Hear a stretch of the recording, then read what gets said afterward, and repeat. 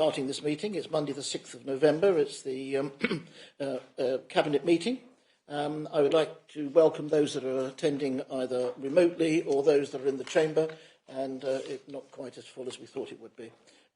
Right, if we can just go through the agenda item, if I could have authorisation to sign the minutes of the meeting held on the 9th of October as a correct record of proceedings. So move.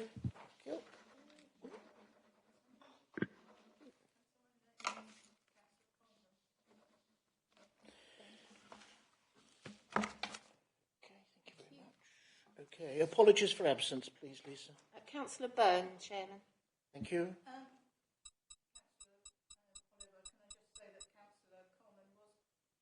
Can I just say that Councillor Coleman was supposed to be here, but due to a family emergency and having the flu, he is actually dialing in. If we can get him in, thank you. Yep, I think we're trying to get him in. I think we've got Councillor Field has now joined us. Have we got Councillor Coleman in yet? I'm on it. If we just move forward, are there any additional agenda items, Lisa or Lorna? There are none, Chair. There are none. Any urgent decisions, please? There are none, Chair. Thank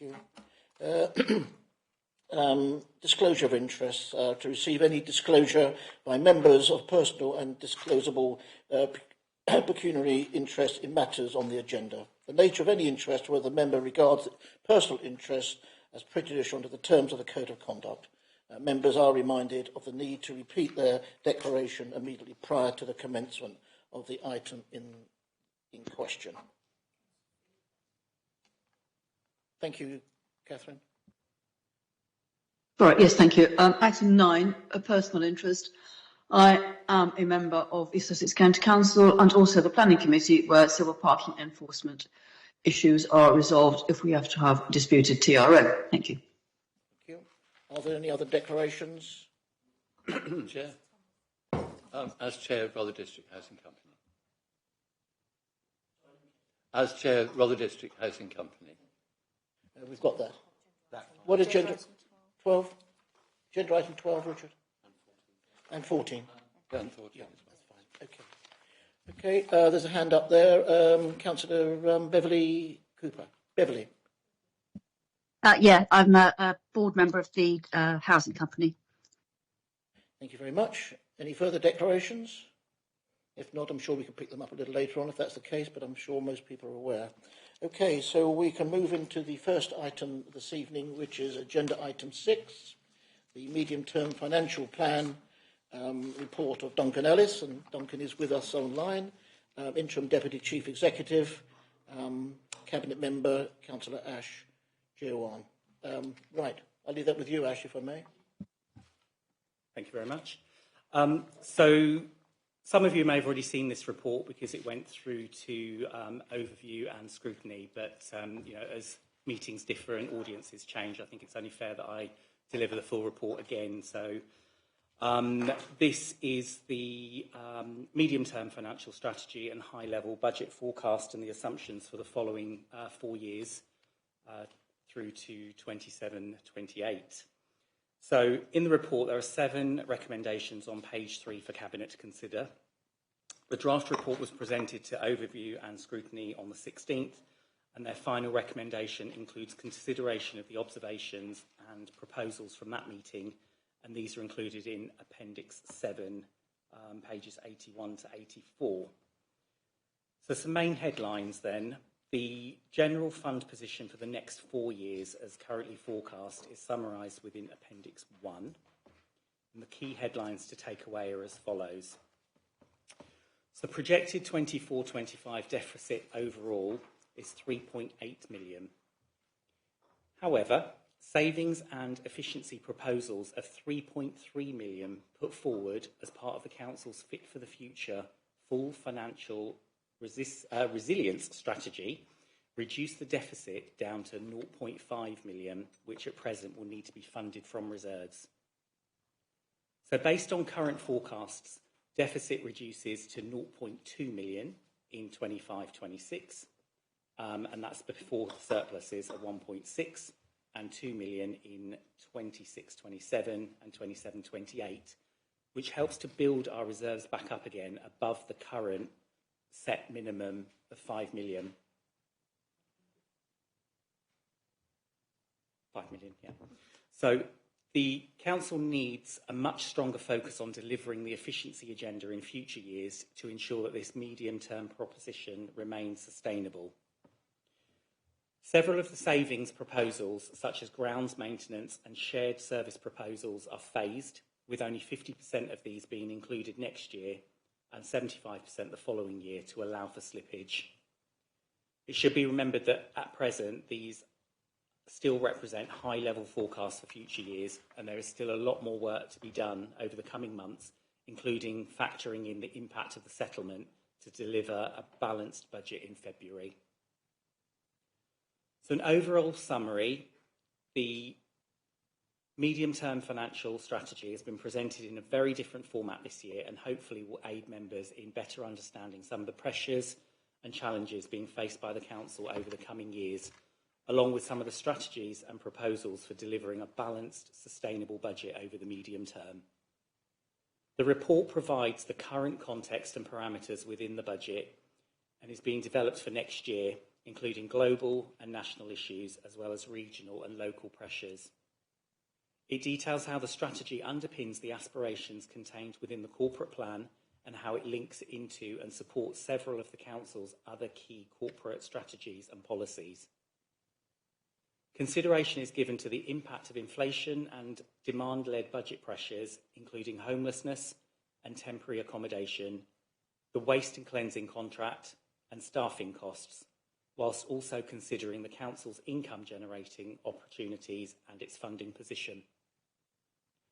Attention is then given to the proposed projected future budget position before proposals put forward to help close this future budget gap. The report concludes with a risk assessment and a sensitivity analysis. So as outlined, taking account of the savings proposals of 3.3 million, the remaining deficit is to be covered from reserves, which sits at around 0.5 million. So this is an improvement on our previous projections, which were at 0.9, so an improved position by a further 0.4 million. As can be seen from section 11 of the report, the Financial Stability Programme has under-delivered in previous years and continues to do so in 23-24. So much of the previous programme was based on delivering devolution, and whilst this still forms part of the strategy, it's now being considered as a bonus if it can be delivered, as opposed to being the fundamental pillar of these savings proposals. The revised Fit for the Future Financial Resilience Programme therefore includes the following key work streams: shared services, investment income, digital transformation and IT, various operational savings through travel, subsidence, conferences, etc., contract saving from re-tendering contracts, additional income from increased annual demand, car park, planning, etc., increased fees and charges, and devolution. So in terms of the capital programme, officers are in the process of reviewing the larger schemes for affordability before these proposals are presented back to members over the coming months. The reason for this is because the interest rate situation remains volatile, although there are some small signs of encouragement re future rates with the latest freeze by the Bank of England. Some other key facts and figures. So local government funding settlement. So a one-year settlement assumed, again, as far as we know. Announcements are due around mid-December, and forecasts are currently based on best information but available at this moment in time, but will be subject to change. The fair funding review. So who knows, but unlikely to be any earlier than 25-26. And ongoing uncertainty around the New Homes Bonus Grant and its replacement. Then we have the cost pressures, so the contractual inflation, sitting at 4.5% for the waste contract alone.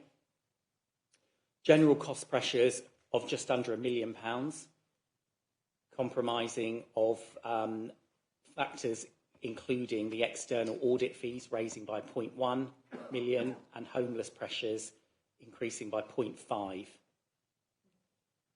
Pay assumed at 2%, and non-paid inflation, so cash limited and frozen in future years.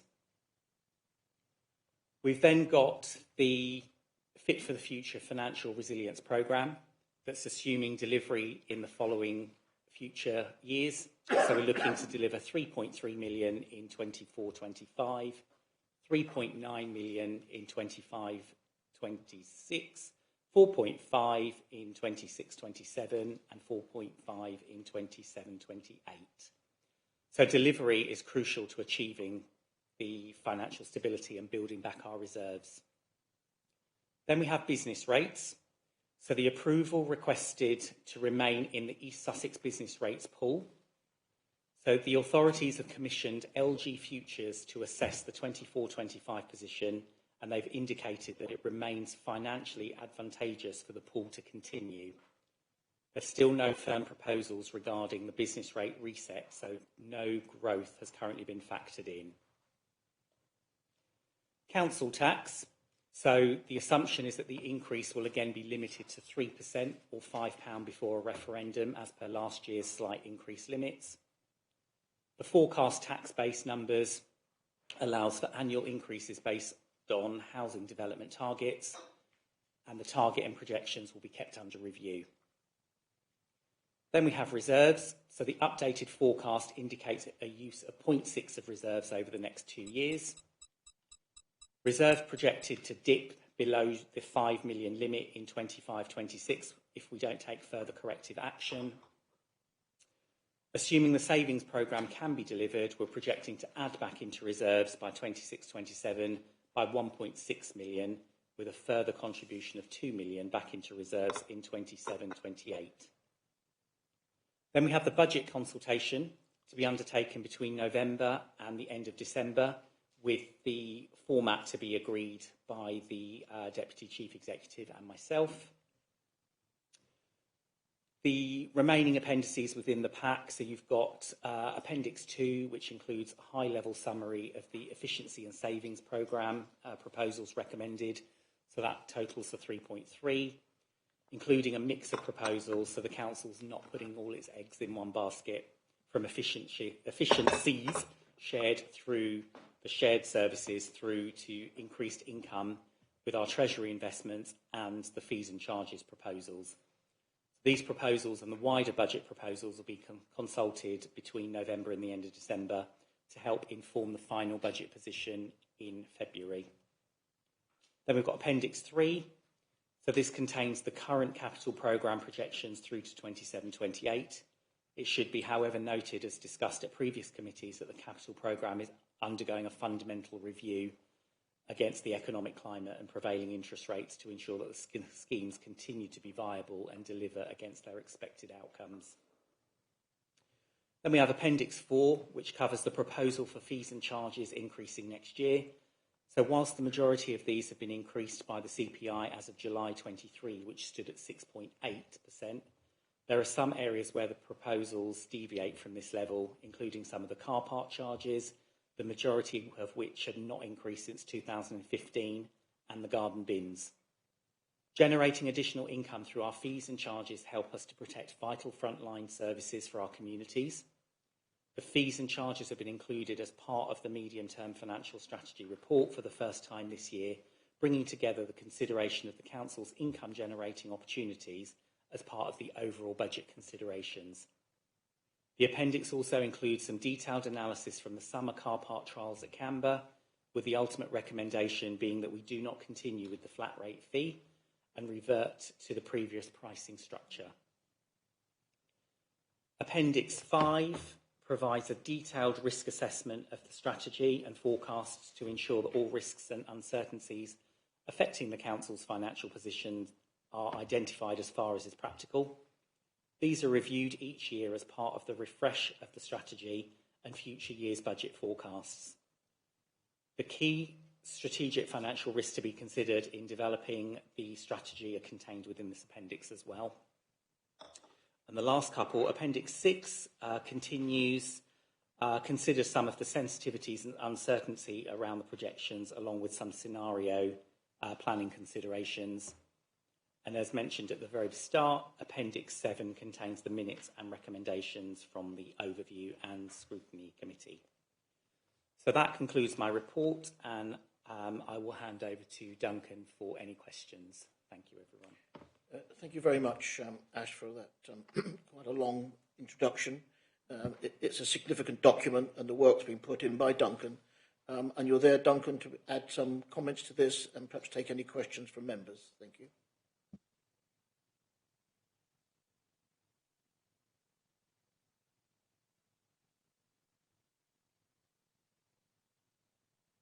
Yes, sorry, Chair. Yes, I'm here, ready for questions if anyone's got any. Thank you. Okay, thank you for that. Are there any questions in the chamber initially? Councillor Project, Sue? Just a quick question, Duncan. I thought that we were going to be allowed to increase our planning fees and charges to cover the actual cost. Is that not yet allowed by our esteemed government? Thank you. Yes, I think Kemi's been working on the fees and charges for planning. So there are some proposals for increased planning charges within the appendix. It may well be that there is further information that comes out over the coming months. So there is actually, as part of one of the recommendations, there is an ability for me to actually work with the service managers if further guidance comes out so that we can set those fees and charges between now and then. Ultimately, we won't be setting the fees and charges until February, so we have got some further time to work on them, but I know Kemi has been using the latest information she's got about the increases coming through from central government in the proposals tonight. Any other questions from within? Yep, Councillor Christine Bayliss. Christine? Yes, I've got a few points, but I'd like to start off firstly by saying what a great report this is. I don't think I've read anything as quite as detailed and with the detailed analysis in the report. So I'd like to thank Duncan for his work on that. I think it's you know, really good starting document. For me, I've got some questions around inflation and the projected rates of inflation and the proposals around staff pay. So, for example, on staff pay, I think we are proposing for next year that we allocate 2% in the budget for staff increase. We've already heard in your introduction, Ash, that we're allowing 4.5% for inflation on the waste contract. It seems, you know, sort of ironic or that we're actually asking our staff to take, in a reality, what's a pay cut, whereas, you know, we're actually meeting inflation targets on the, you know, for our contractors, which are private companies. So, you know, I know that I raised this at overview and scrutiny around the 2%, but is there any movement, Duncan, on that at all? Thank you, Councillor, and thank you for your feedback on the report. Yeah, I mean, the staff pay was in previous years, so the current proposal in 23-24, so the current financial year was 3%, so that's the proposal that's being negotiated at the moment. In the future years, those projections were capped at 2%. So at the moment, that, like you rightly say, that's what the forecast is at the moment. An extra 1%, just to give you a bit of context, is around an extra £100,000 on the wage bill. Just in terms of the waste contract and some of the other contracts, we have mechanisms within those contracts to calculate what the inflationary increase will be at a point of in time. It's often around September that those are calculated, but they are quite strict in terms of when we need to look at things and which indices we use. I think with the staff pay, we have more flexibilities and authority because we're not part of the national scheme. So it does give us the ability to go outside of those conversations. But really, it is about affordability for the future.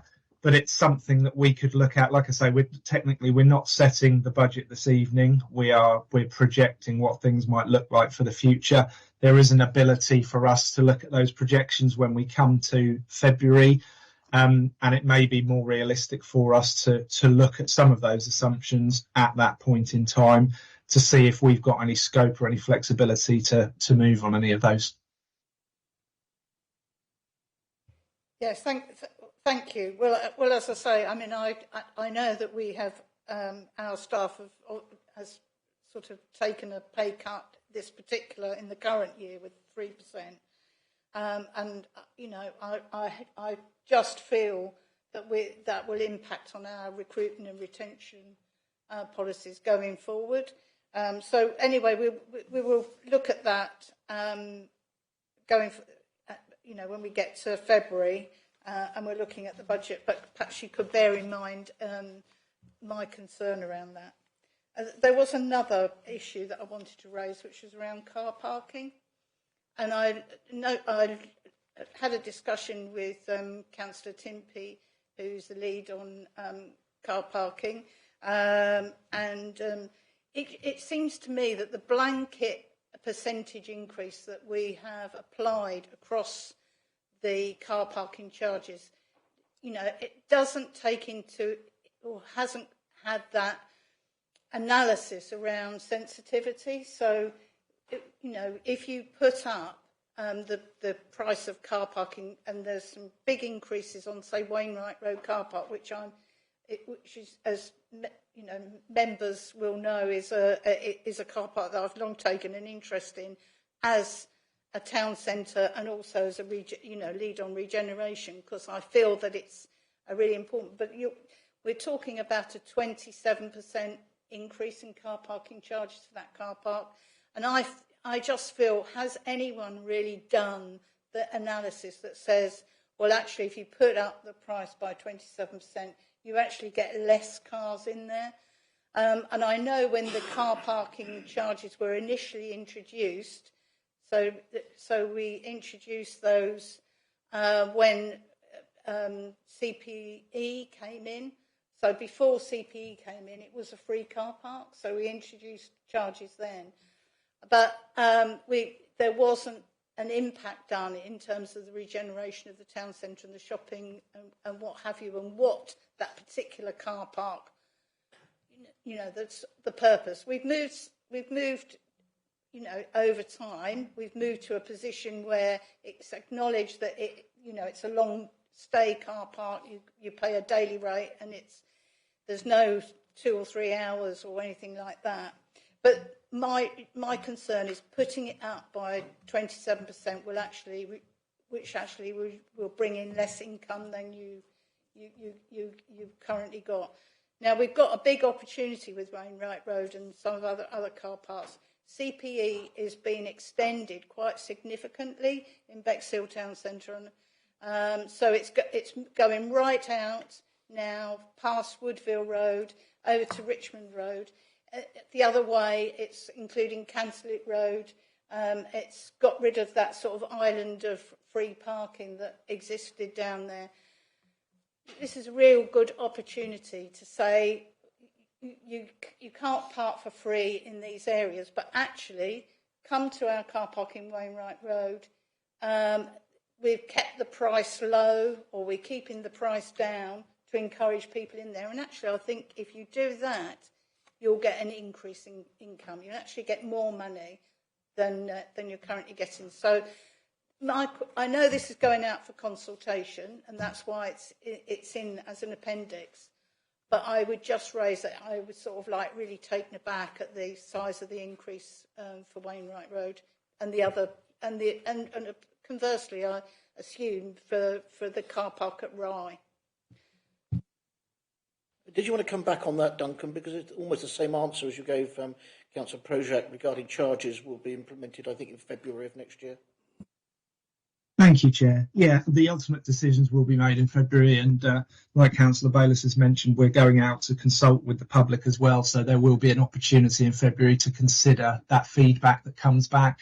I think one of the things I would say to you all in terms of our ability to generate income is that it does help to protect frontline services. So when we think about the Fit for the Future resilience programme we're trying to put in place, generating income from things like car parking helps us to protect some of the services that the public truly appreciate. It also enables us, gives us the ability to charge when people come and visit. So the tourists that come to the coastal car parks, we have a huge bill in terms of what it costs us to provide the tourism infrastructure. So there's lots of things we don't charge for. In terms of tourism, we have all the costs around cleansing, we have the beach cleansing, we have the lifeguarding services, and all of those face inflationary pressures every year. And it's the council taxpayers locally that pay for those services and provide those services. So actually, the car parking in those coastal communities and those coastal areas does give us an ability as an authority to help generate income to pay for some of that infrastructure. And like the report says, we haven't increased those since 2015. That's part of the reason why it looks like such a big increase, because we haven't done it year on year.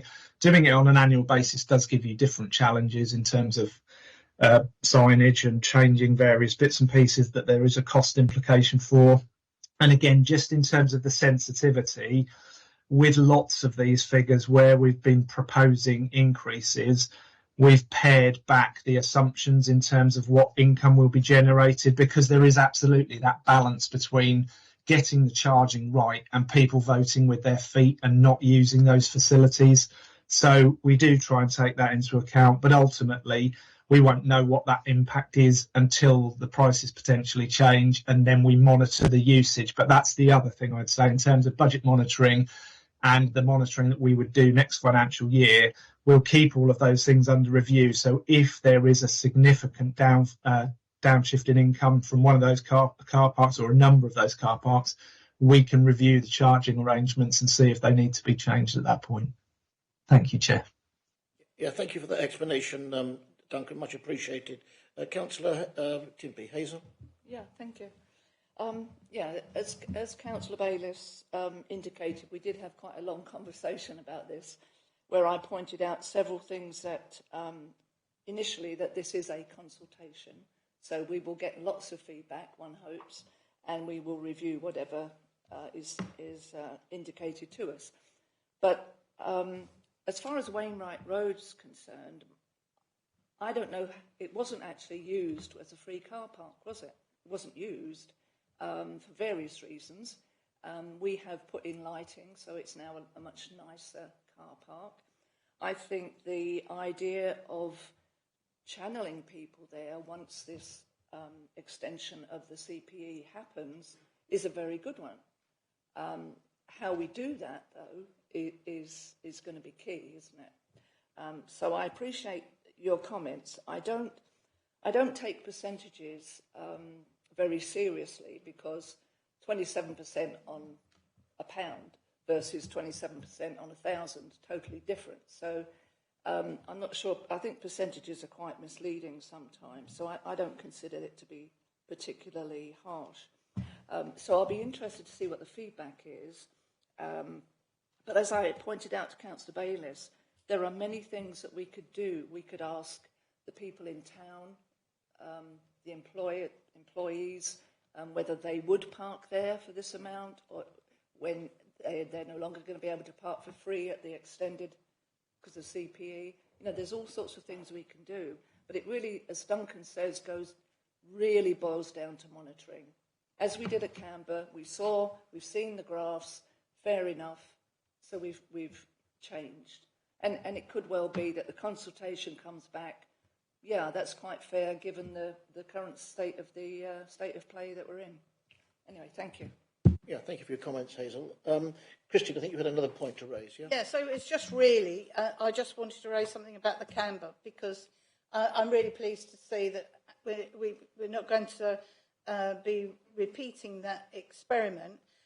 But I would say, contrary to a lot of the sort of chit-chat on social media, it's quite interesting when you look at the consultation we ran, and when you actually spoke to residents, or when we spoke to residents, I mean, it's 49% agreed with the scheme and making a daily charge, and 51% disagreed. I mean, it was very close. It wasn't one of those things where it was, everybody was against it.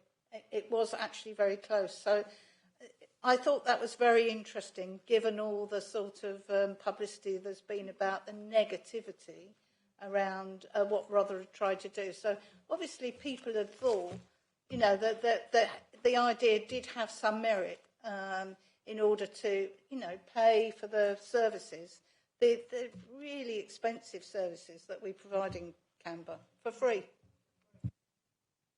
Yes, thank you for making that point. I think they're useful percentages on that particular basis. It was sort of almost a 50-50 split from those people that responded. And I think the important thing is that we have listened and we undertook feedback and we made the right sort of decision, I'm sure, going forward. Are there any other questions of Duncan from within the chamber? If not, I'll go online. And I think I've got Catherine, Councillor Field. Catherine? Yes, thank you. I just wanted really to thank Ash and Duncan and the team for this report, not just the content, but the fact that it's a very clear report and easy to read. And I like reports that are easy to read and I can understand. So thank you very much for that. I am still slightly concerned about the Canberra position. As the report says, it was a terrible year weather-wise, which I think, without any actual evidence, apart from my gut instinct, accounts for the reduction in visitors rather than the cost of having to pay for it once you get there. If you compare, Canberra's a day out. It's a lovely day out at the seaside with a lovely beach. If you compare it, say, with going to Legoland, where I have been with my grandchildren not very long ago, £60 to get in. I know there's more there, but the point is, day out for day out, I don't personally believe it's a huge expense. And I do think that given the awful summer we've had, it isn't a fair comparison to make with this year and the previous year, which was a lovely summer, and we had more transport there. And as Duncan said, we need parking fees to pay for our other services or to help pay. Local government is woefully underfunded by central government, and we have to consider how we raise the money. And the more money we raise, the fewer cuts we have to make. And I think we haven't had quite enough time to assimilate Canberra. And I'm going to go back to my old hobby horse, the matrix at the end of this. This is about the budget. It is bound to have an impact on our environmental policies. It's bound to have an impact on our equalities policies. And it's bound to have an impact on our risk assessments. And I think I'd like to have seen that reflected in the matrix at the end. If not actually some real pros highlighting the issues. Thank you. Thank you very much for those comments, Catherine. And I think that we will all accept the fact there's been a pretty poor summer, which did have an impact in Canberra. But we're in a position where we can listen to what people are saying and adjust things accordingly in the future. No other questions of Duncan from within. So I think it's...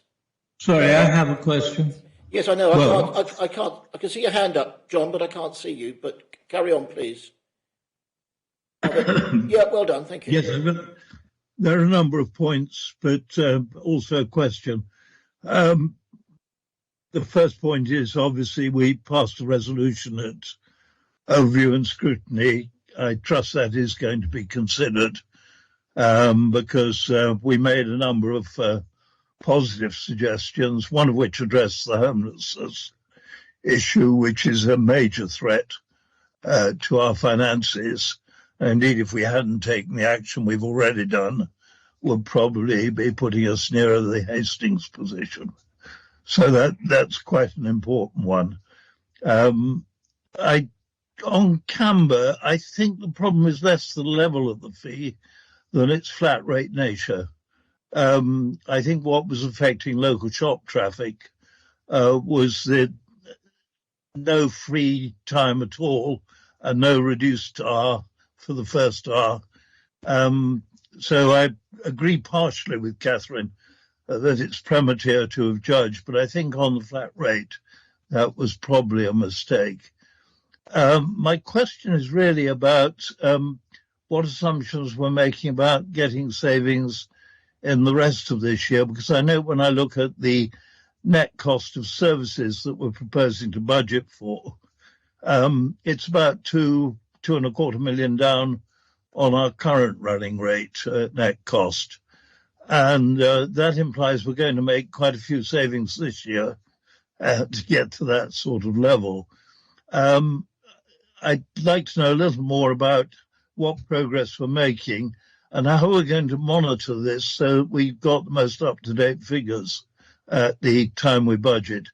We are between a rock and a hard place. I have quite a lot of sympathy for Councillor Bayliss in thinking that I'm a bit worried about the impact of not making a reasonable assumption on pay, given that really our recruitment and retention may well be affected if we get very badly out of line with others. And we are already finding it quite difficult to fill some planning posts. So I think between the rock and the hard place, we must make sure that we do actually retain the staff that we've got of high quality. Can I thank Duncan finally on what is a absolutely first-rate expose of the problems we face? I think this is one of the clearest reports I've read, and I think actually he deserves enormous credit for the work he's done. Thank you. Duncan, do you want to come back on some of those points, please? Yes, again, yeah, thank you for the feedback, John, that's very much appreciated.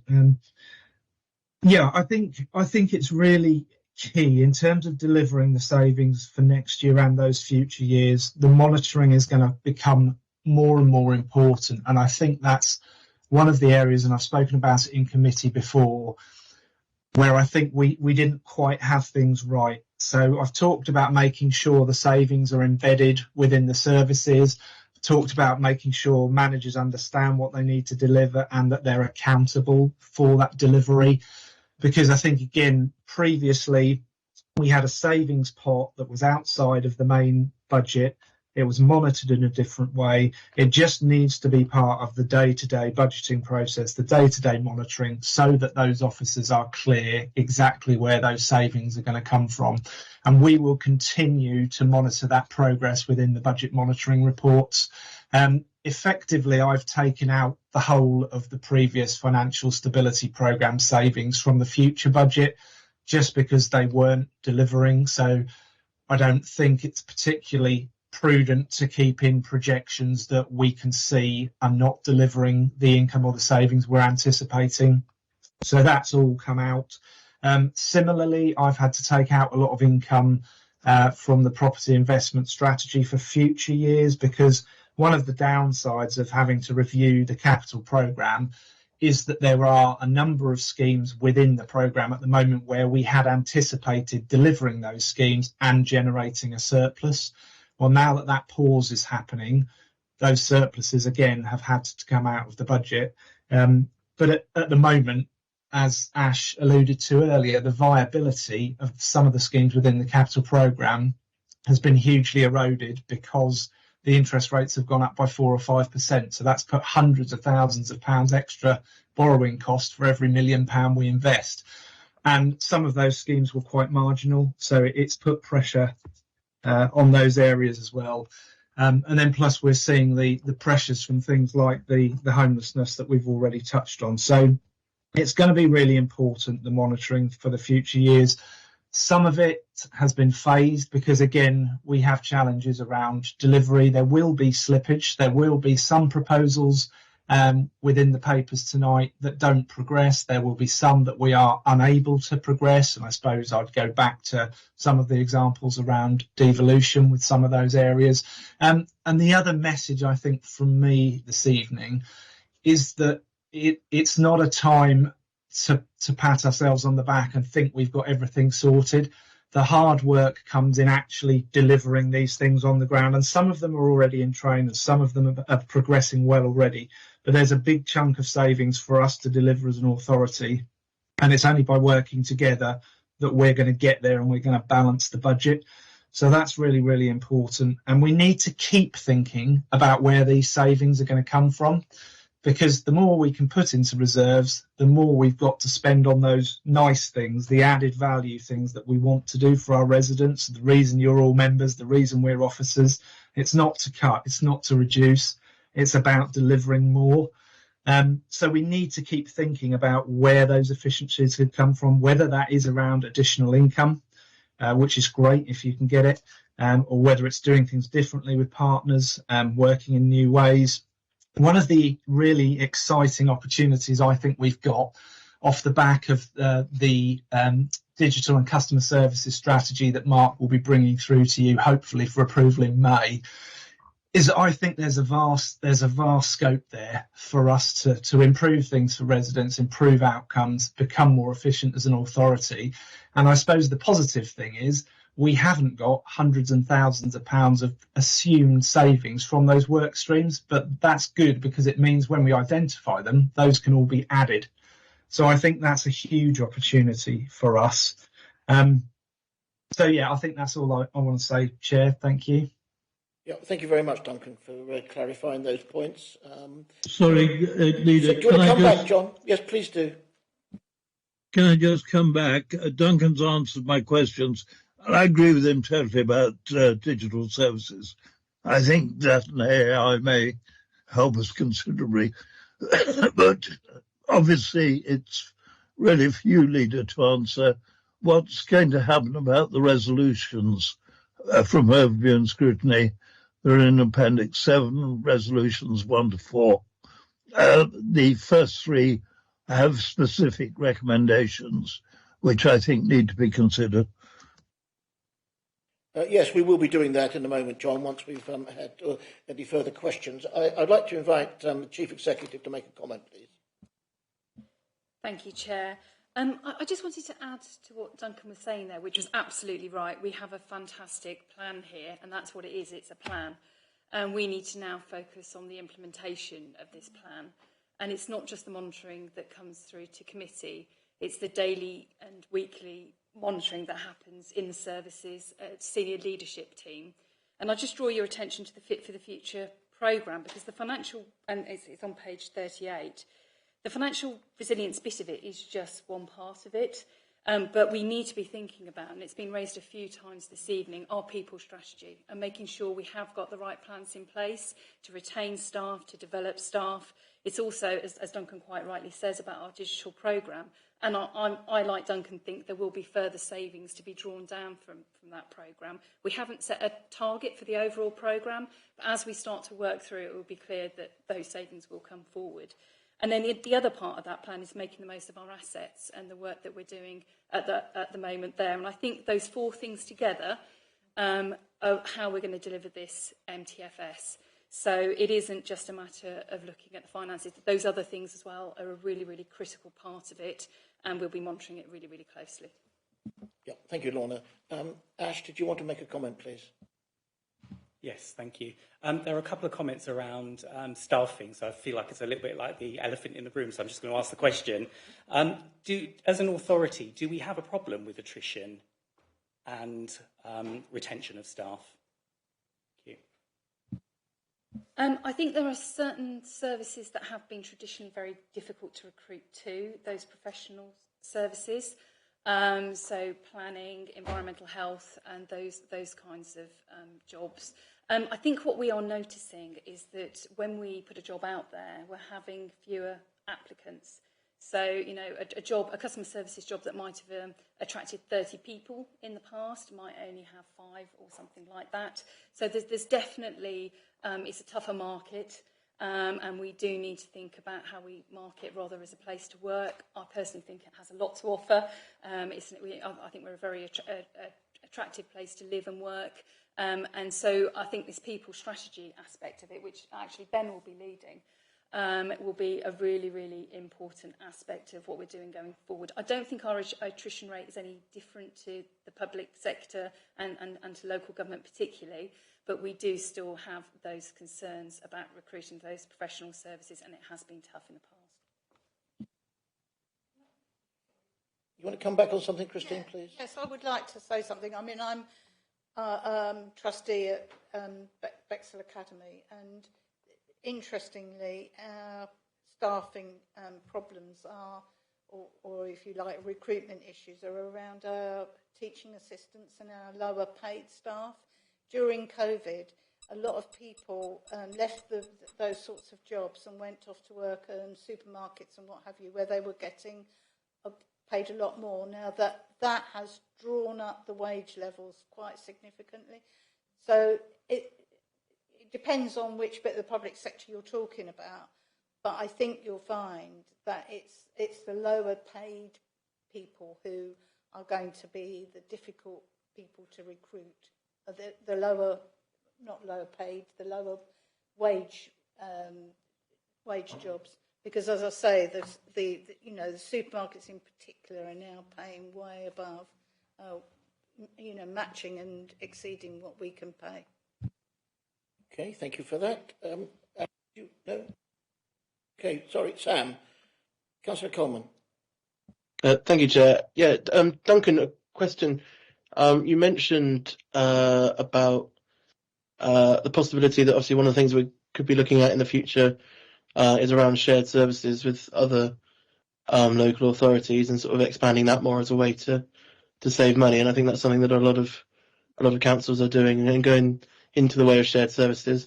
I wondered what the effect would be. Because I know that I think it's every authority apart from us and Eastbourne are on the national joint claim in terms of the pay award. And so I know obviously our neighbouring authorities are going to be increasing their pay award by probably quite a substantial figure compared to us if we were to go with these sort of forecasts of 2% and such going forward. In the situation where we start sharing services more with our neighbouring authorities, would there be any issues?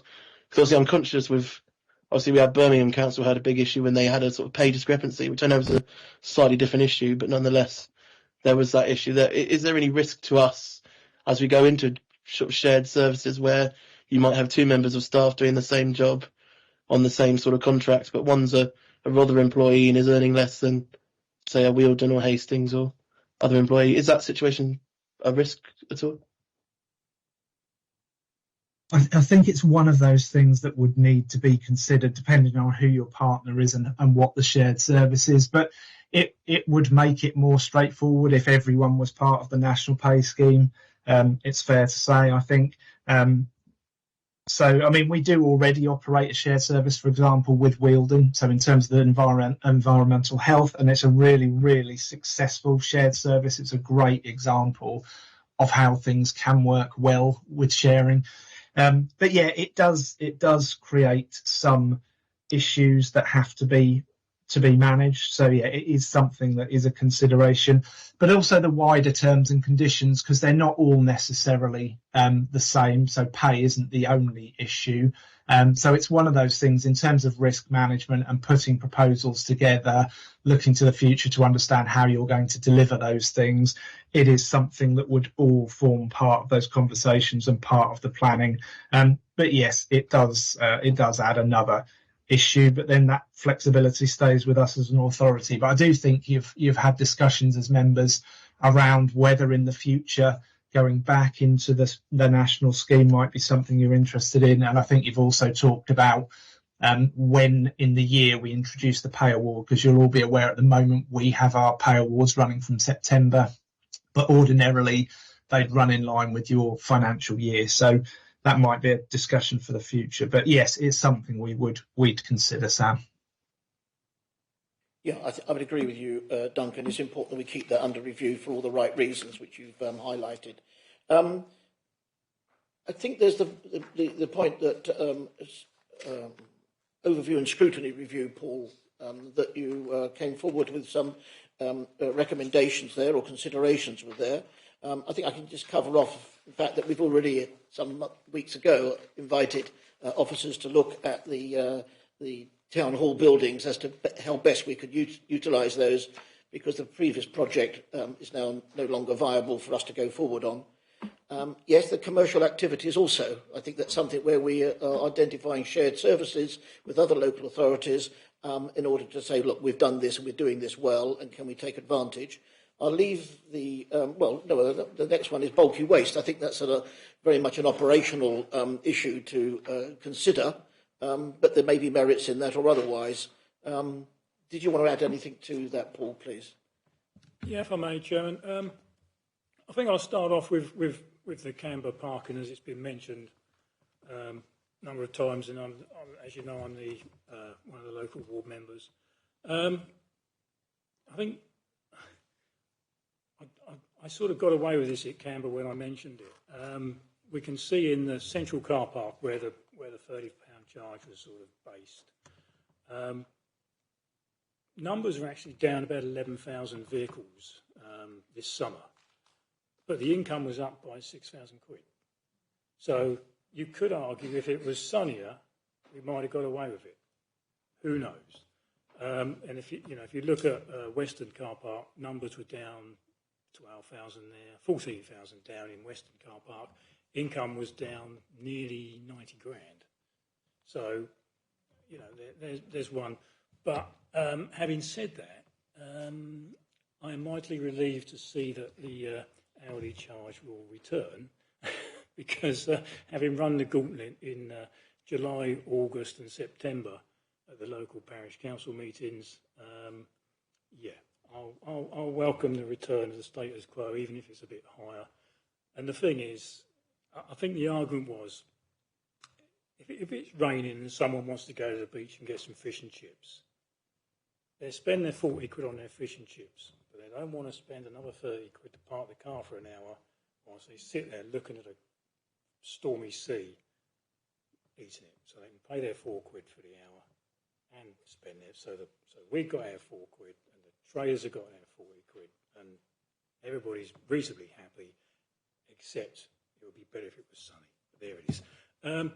Going back to what we come up with at scrutiny, if I can find it, you'll see most of our sort of mentionings on page 81, 82, 83 and 84. As you said, our recommendations were town hall buildings currently not in use and in need of updating could be looked at to be used for temporary housing using capital money put aside for temporary accommodation. Commercial activities such as parking enforcement be expanded further and their services marketed to others. Again, we could argue it's one thing I get quite often from a Canberra parish councillor who's convinced that half of people don't pay to park their cars anyway. He said, what sort of enforcement do you do? You should do more enforcement and you'll double your money. Well, whether he's got the figures right or wrong, I don't know, but maybe we should. We have mentioned we got 200 square miles, we've got 28 car parks or whatever. What is the chance of getting a ticket? But do you take the risk? For the sake of 2 quid, do you take the risk for an £80 fine? Bulky waste charges, we would prefer those, the scrutiny committee would prefer those to stay the same and just market it better. Our sort of concern was if you put it up more, you'll get more people just drive down the country lane and tip it out the back, and then that costs us more money to clear it. I see that quite regularly across Romney Marsh when I'm riding my bike. Fridges, mattresses, the lot, builders' waste tipped up everywhere. So, that's an awkward one. And the budget forecast and proposed way forward being noted. I think we've mentioned wages as well. There was, I think Duncan mentioned that the wage bill had increased quite significantly by I think he said 2 million quid. But that's where our staff have gone upgrades, not as opposed to sort of pay rises. They've gone up pay grades. So, that's something to sort of consider. And make sure they don't all go up more pay grades. But if you've got the skills, then there you are. You pay the wages. So, but that was about it from us, Chairman. Thank you. Yeah, well, thank you very much for the ideas and the support on the report. If there's no other questions there, I think we can look to move this report with inclusion of... Sorry, Chairman, can I just make a point on the Town Hall buildings? Quite apart from the advantages from actually tackling the homelessness problem, this also has the advantage from the green point of view, which perhaps might otherwise be missed, which is, of course, felling a building is quite difficult in terms of its effect on climate change. And indeed, a new building was going to use quite a lot of concrete.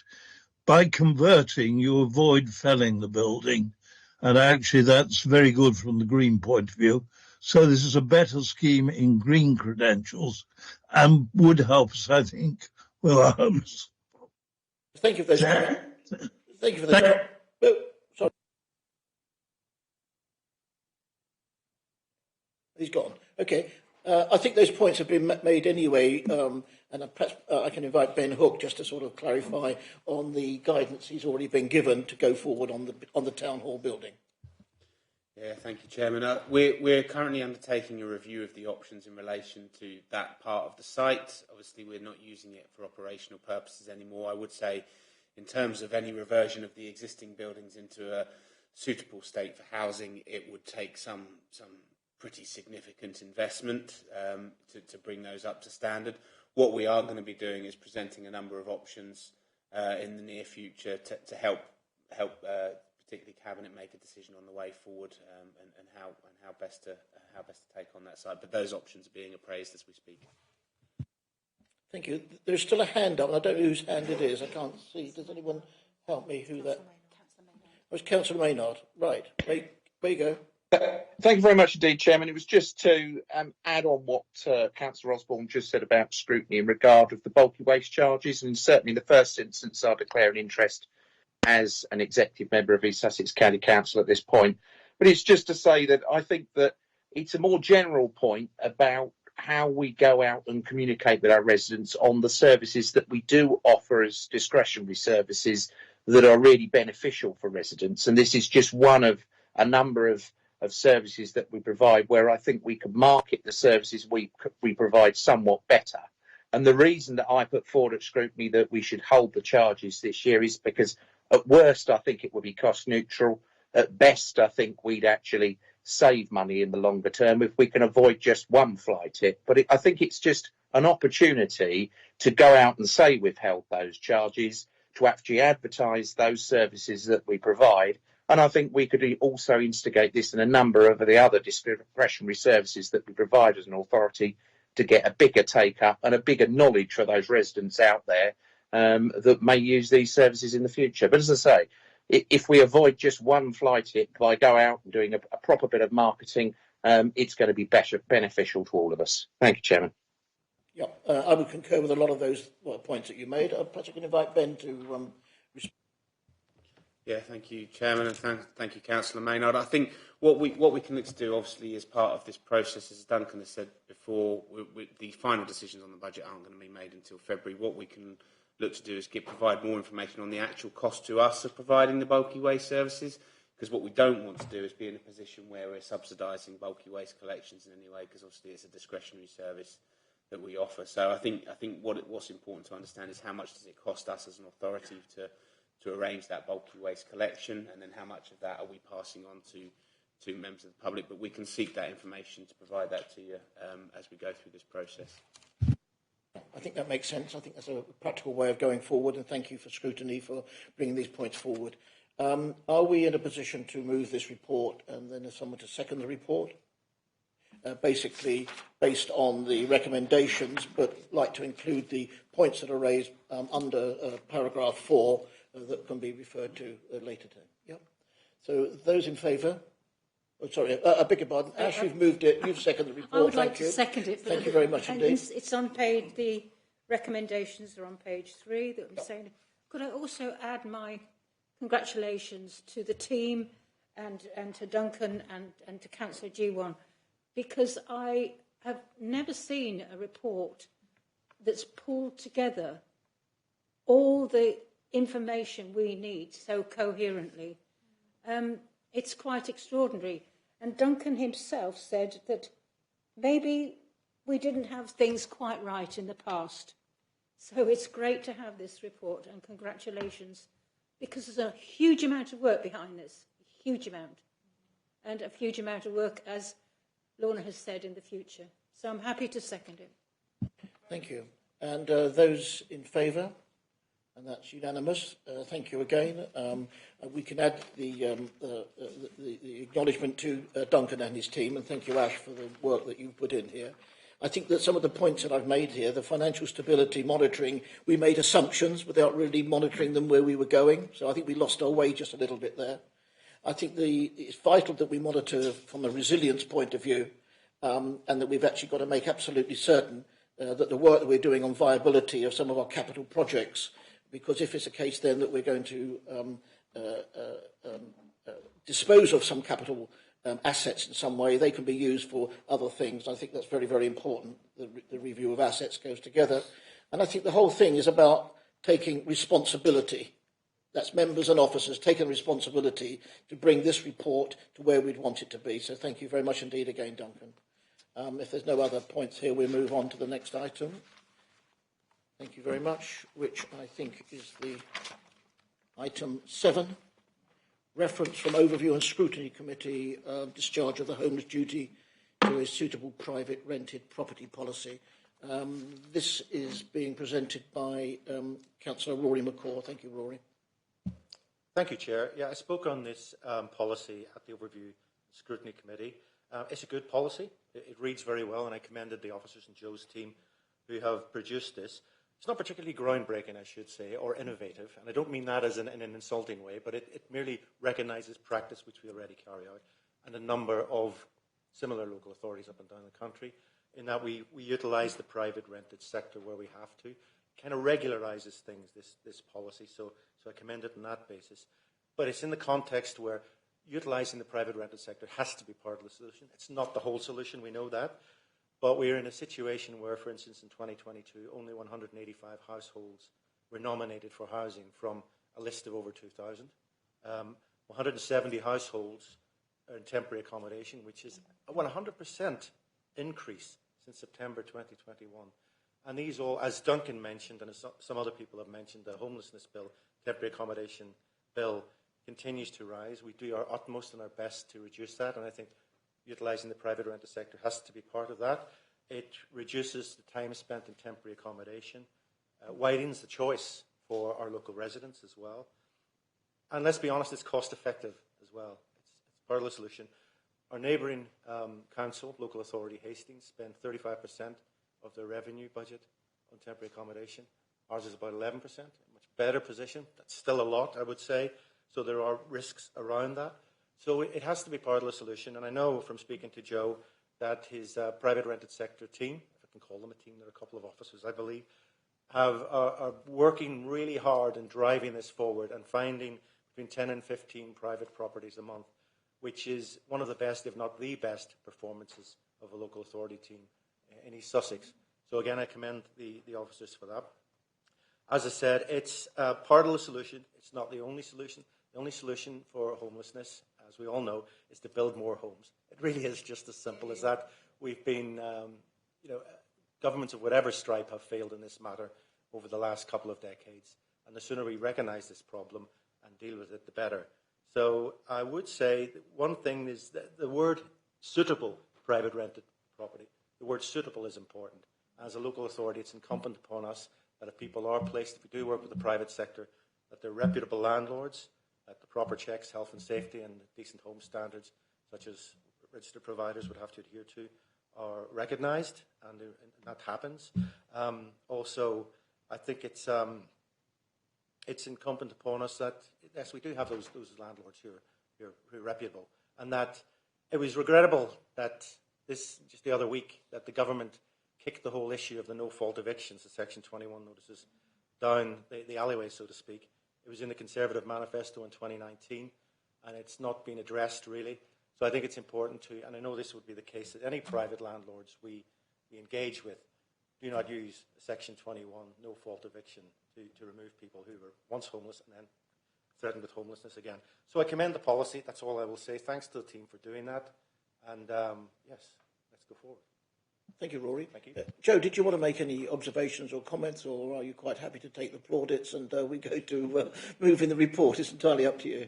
Yes, absolutely. Fine to carry on. Thank you. Councillor Timpley. Hazel. Yeah, just a small observation, and it sort of Catherine Field will like this. At the matrix at the end, we haven't put that there's a risk involved in this, because if we get it wrong, there is an appeal process, isn't there? And then there is monetary penalties to the authority. So I think we need to be aware that there is a risk, and we haven't actually checked that on the matrix. I mean, I'm all for it, don't get me wrong. Yeah, thank you. It's a common practice in the sector. This just tightens that up in the event that we are challenged. This gives us a lot more grounds for defence. It's largely why we wanted to formalise the policy. I did want to quickly mention, while I've got the floor, around the Rod the Tenant Finder scheme, which is how we brand the landlord incentive scheme that we operate and have great success with. And we really do rely heavily on members and local community members to promote the benefits of that scheme. It can be found on our website, so do tell your friends. And supporting people without adequate housing in the district, I'm sure, will be everyone's and your wider social network's priority. So please do. Yeah, thank you, Joe.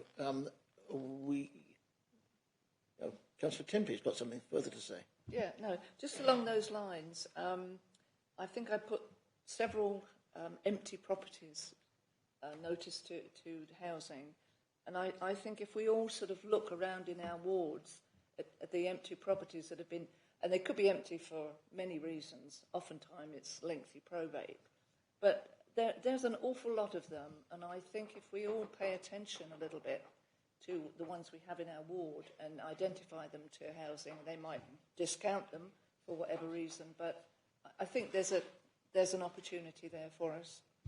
Okay, thank you for that. Rory, are you going to move this report? Yes, I'll formally move that, Chair. Thank you. And someone to second the report? Yep, thank you, Councillor Bayders. Thank you, Christine. If we can vote, all those in favour? And that's unanimous. Thank you very much indeed. At a recent, there was a summit, wasn't there, last week, of some 200 and odd 50 plus local authorities that was convened with the District Council Network about temporary accommodation. And there was an awful lot of problems being aired. I'm really confident that we're actually exploring all the solutions. And I think we were ahead of many others, and that was very, very reassuring.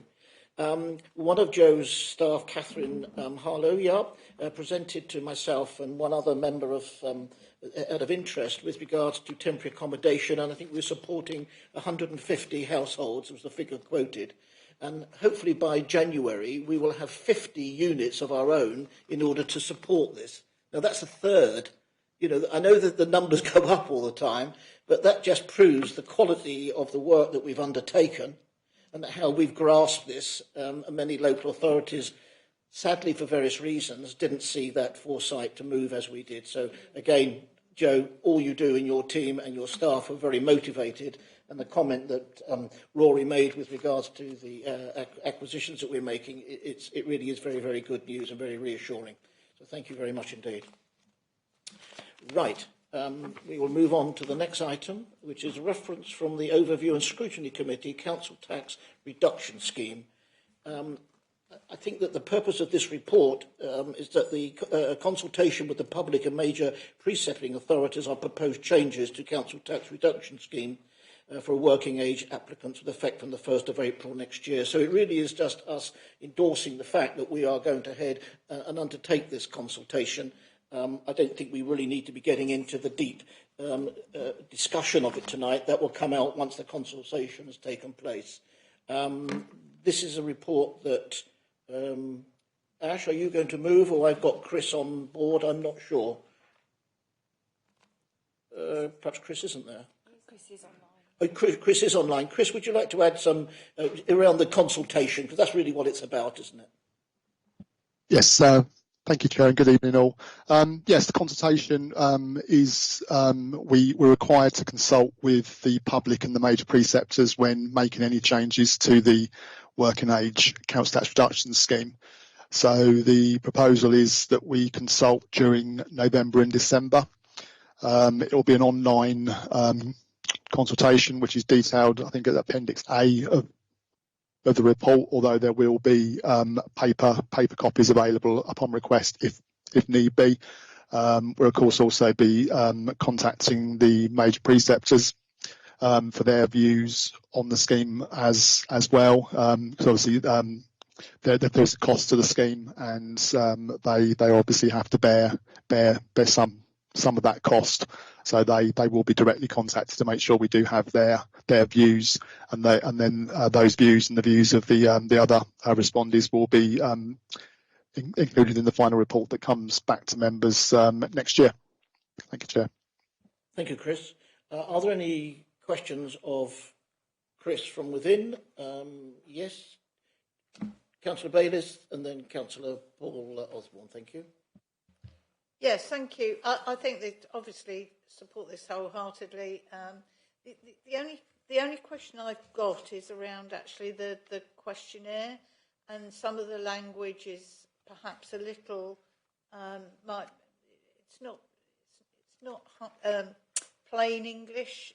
Some of the sorts of questions I think might put some people off answering, and I just wondered if I could be given an assurance that somebody will go through this and just have a sense check before, or alternatively, maybe to do some work around, with the CAB, with the food bank, say for example, where you do a focus group type approach with groups of benefit claimants, as opposed to asking them to complete a form which might be too much. Chris, can you just comment on the complexity of the form? I'm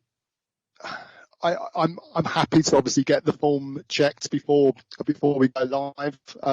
We need to go live with the form reasonably quickly in order to make sure we've got sufficient time to consult. But yes, absolutely, I'm more than happy to recheck the form and make sure the wording is as clear as it can possibly be. In respect of CAB and food banks, I will be getting in contact with all the organisations that support residents to make sure that they're fully aware of the consultation and any help and support that they can give to residents to respond to it. Yeah, thank you for that clarification, Chris. Councillor Timpick, Hazel. Yeah, thank you, Chair. I thought we agreed that all consultations would be seen by portfolio holders because of this exact problem where we use language that is not plain English, as Councillor Bayliss says. I thought that was agreed. I don't understand. Perhaps I can invite Lorna to clarify that. I think that would certainly be a sensible thing to do. I'm not sure if Ash saw this particular consultation. But the other thing that we can look to do is kind of do an easy read version of consultations, and I think that's something that we should be exploring as a council. So I'll definitely take that away as an action. Jolly good, thank you. I think that would clarify, because when you start looking at it, it's pretty hefty wad of paper to go through. Paul, Councillor Paul Osborne. Paul.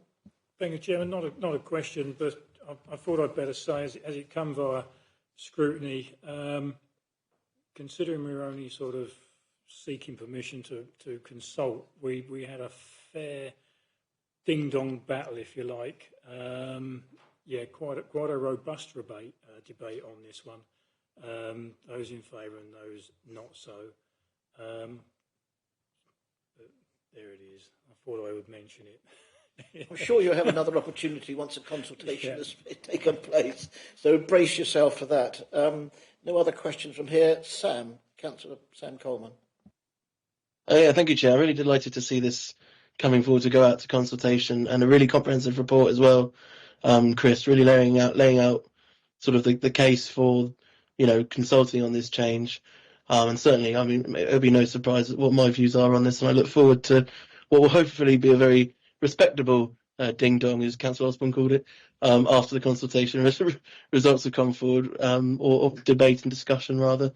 And I look forward to presenting those thoughts there. I think I'd like, if it's possible, I'd like to also have sight of the questionnaire. I think part of this comes under my wellbeing portfolio as well.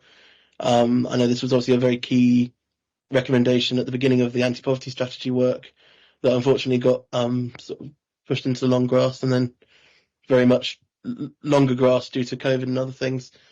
And I think because part of that anti-poverty work was all around readability and how we access those residents on lower incomes with our consultations. And this is a proposal that's, primarily affecting those on lower incomes. I'd quite like to have sight of that as well, and just to give my feedback, because I think it's really important. And I also think it's really important, and I know Chris will do this, that we really engage with those organisations locally that are on the front line of poverty services, because obviously those are the really important voices, the CAB, the RVA, HARC, all of those organisations, to make sure we get their views on this as well as the views from the sort of precepting authorities. Thank you, Chair. Yep, I'm sure that'll be the case, and I think Lorna has noted the fact that the questionnaire would be looked at in some way in order to make sure it is as user-friendly as we could get. But given that is no other questions or points to be raised, if we can move this report, thank you, Councillor Jayawan, and if I can have someone to second this report, thank you, Aaron, that's fine, and those in favour that we go to consultation is unanimous. Thank you very much indeed. And thank you, Chris, for joining us this evening, and I'm sure there will be one or two contacts with you with regard to the questionnaire. We've got a very tight schedule, though, on this, haven't you? It's got to be looked at, and it's got to be ready to go. Thank you very much indeed, Chris. Thank you. Okay, so reference over agenda item 9.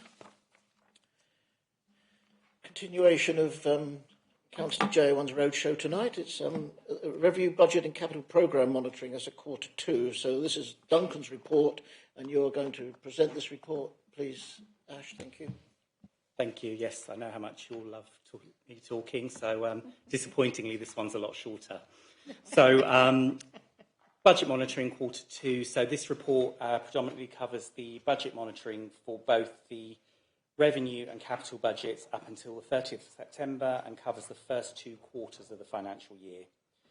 So this report asks members to note the forecast outturn for 23-24 financial year, recommended updates to the capital programme, and to accept the recently announced Sports England grant of £128,000, which relates to the Bexhill Leisure Pool and the Rye Swimming Pool, which was really positive news.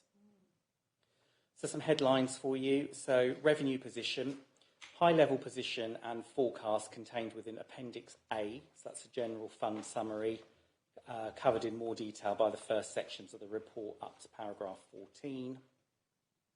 So the forecast outturn for 23-24 financial year is based on the position as at 30th of September and indicates a deficit position of 2.9 million at 31st of March 24. And that's against a budgeted deficit of 2.2. So we've got a variance of 0.7 million. So this has worsened slightly since the first quarter, quarter 1 report by about 0.1. I won't go over all the previous variances as these were contained in the quarter 1 report, but the biggest single pressure, which represents about £500,000, relates to the ongoing and increasing homelessness and temporary accommodation pressure. So key issues to note since the previous report is that the forecast outturn is 0.7 million worse than anticipated compared to the 23-24 original budget. The original planned use of reserves of 2.2 million, and with this additional 0.7 million potential drawdown would be 2.9. The main issues, as I've already said, the first one is the temporary accommodation and housing. So continuing increases in cost of temporary accommodation adds £500,000. It's a demand-led budget, so the increasing costs across the country, but particularly in the southeast. Currently involved in a deep dive exercise with the DHLUC's Levelling Up team to try and help central government better understand the challenges.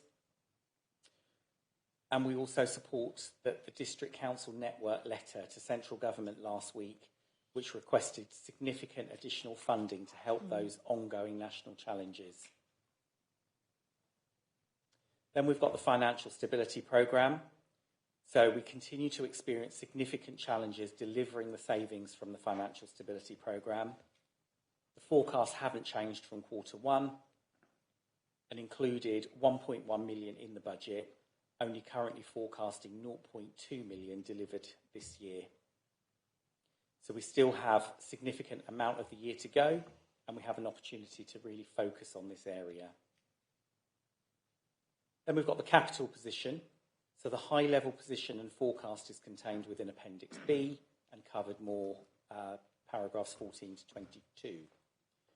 So the draft capital outturn is currently projected to be about 20 million by the end of the year, compared with the most recent forecast of 28 million. However, as Cabinet will be aware, we're undertaking a fundamental review of the capital schemes, which will ultimately mean more slippage in the capital programme as we take a step back and consider the best options for the future. This intentional delay in capital spending is having a positive impact on the Council's treasury position, both in terms of savings from borrowing, but also through our investment income as the base rate continues to increase and the team focus on more treasury-based activities. We're currently expecting the net impact of these changes to deliver additional income and savings of around 1 million through our treasury management activities. Paragraphs 16 to 20 include several proposal updates to the capital programme, several of which are due additional or new grant funding. Again, really, really positive news. Lastly, moving on to council tax and NNDR. So compared with last year, the collection rates are very marginally lower by around 0.2 to 0.4% for both business rates and council tax. But though both of these have held up well despite the squeeze on finances following the pandemic and the cost of living crisis. The current economic situation may well lead to a decline in future collection rates, which will have an adverse impact on the income that we collect. But of course, we'll continue to monitor this, but we're not seeing this yet. So in conclusion, the forecast outturn at Q2 for 23-24 is a deficit of 2.9 million, which is nearly 0.7 higher than the approved planned use of reserves. We'll continue to work closely with heads of service and members to reduce area of overspend and the impact on reserves over the coming months. We continue to face ongoing challenges in terms of budget pressures, particularly around the temporary accommodation costs. The ongoing review of the capital programme and proposed updates should be noted and agreed. And just to finally, to end on a positive, around the positive position in terms of the Treasury investment work being undertaken. So that concludes my intro, and if I can hand over to Duncan for any questions. Thank you. Still with us, Duncan?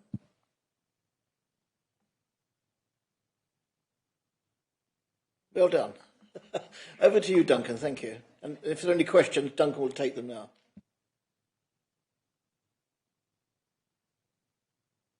Are there any questions? There don't appear to be any questions.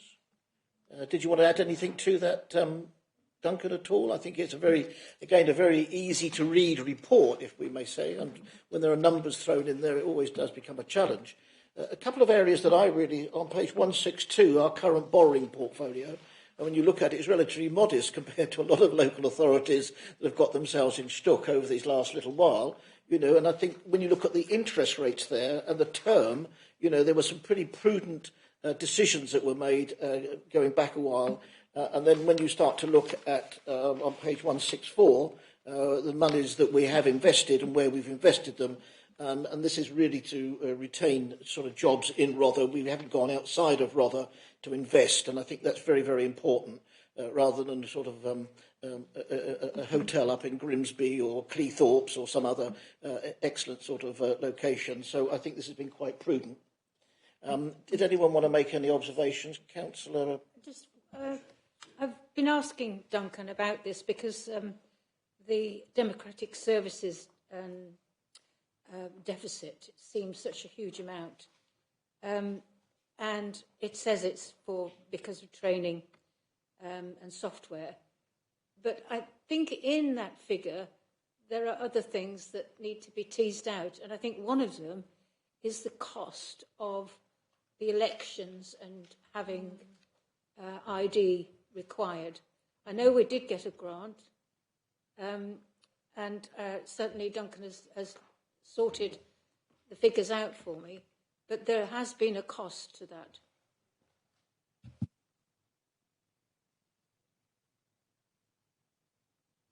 Response for that, Sue? Are you expecting a response?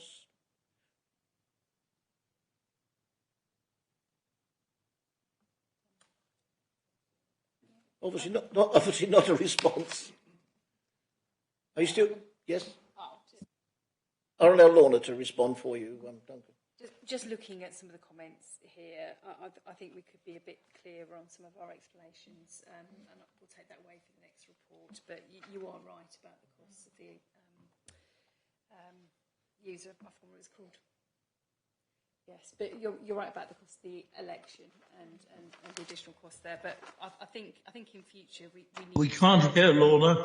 Oh, sorry. I was just saying that we'll make the explanations a bit clearer and a bit more defined in future, Councillor Barnes. Okay. If there are no other questions, we can look to move this report. Ash, thank you very much indeed. And there's a second on that. Councillor Hazel-Timpey, thank you. Those in favour? And that's unanimous. And thank you again for all the work that's gone into getting this report to where it is. Do we move on to agenda item 10? The floor is yours, Ash. Well, see, Duncan was going to feel quite left out, so I donated this one across to Duncan. There we are, Duncan. You've still got your own spot. Thank you, Chair. Bit of a double act this evening. I'll be brief. I'm conscious of the time, conscious that we've still got some big things on the agenda. I mean, this is a good position for the council. It's a 6-monthly update for the Treasury management position, and it also gives a bit of an update on our prudential indicators.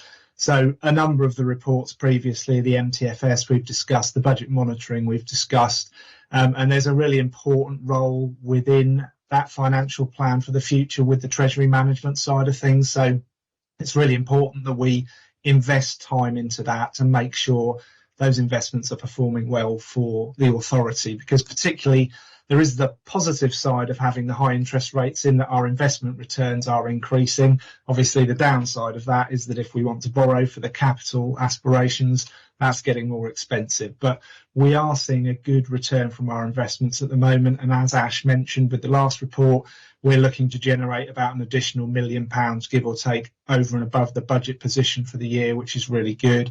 And it helps offset some of that challenging position we find ourselves in with the financial stability programme, because that's about £900,000 down from where I'd hope it would be. So they're effectively cancelling each other off. So yes, it's a good position to be in. It's a good report. We've not breached any of the prudential indicators, so it's a positive position for us to be in at this point in the year. There's no concerns that I've got to raise with committee, and no issues that I want to raise with you.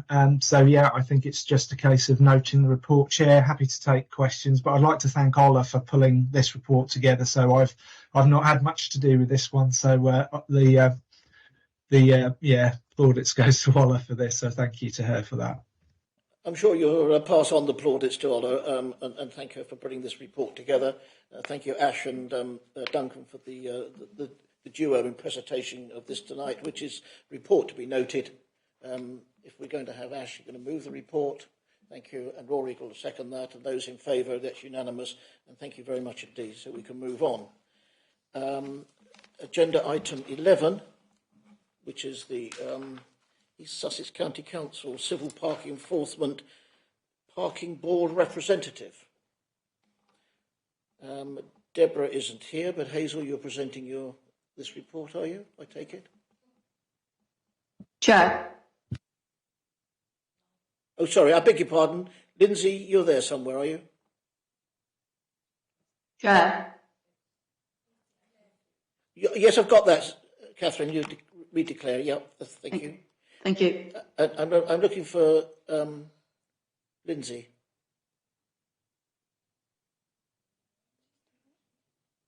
I'd like to declare interest as well, Chairman. Sorry, Deborah hadn't asked me to present this one, but I can present it. Okay, sorry, I heard you stuff. I heard you coming along the corridor, so I'm sorry to chase you through. Okay, if you wouldn't mind, thank you. Yep, that's fine. So this is the report to elect a representative to the County Council Civil Parking Enforcement Review. Bear with me for a second. Let me get the relevant page up.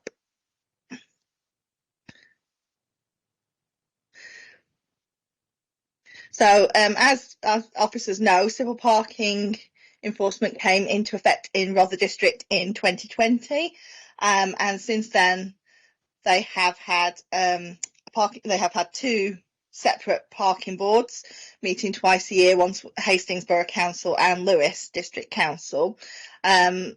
Eastbourne Borough Council have subsequently requested to establish a parking board. So, given that Rother now currently have civil parking as well, they're looking to establish a single board.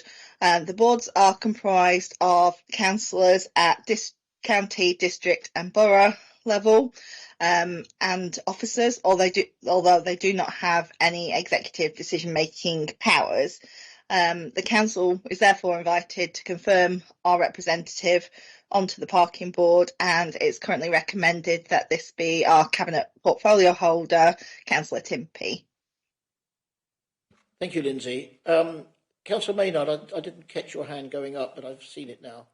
Just to declare an interest, Chairman, and I'd also like to comment, but I'm quite happy to come in later on in the conversation. Thank you, Chairman. Thank you for that. Declare interest is obviously a county councillor. Yes, of course. Yep. Okay. Hazel, did you want to make any observations before we move the report?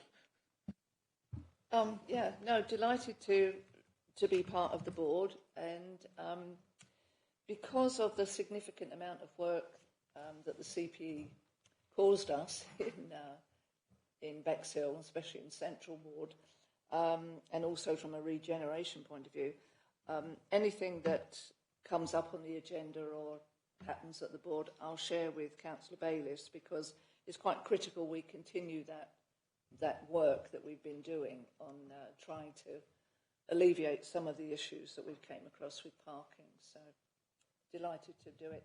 They only meet twice a year, so okay, it's well, a small burden. Yeah, I think thank you for that, and especially now that we've got the extension of the parking restrictions in around Bexhill Central, it's obviously going to have quite a bit of an impact. If I can ask Christine, Councillor Bayliss. Yes, thank you to Councillor Timpey for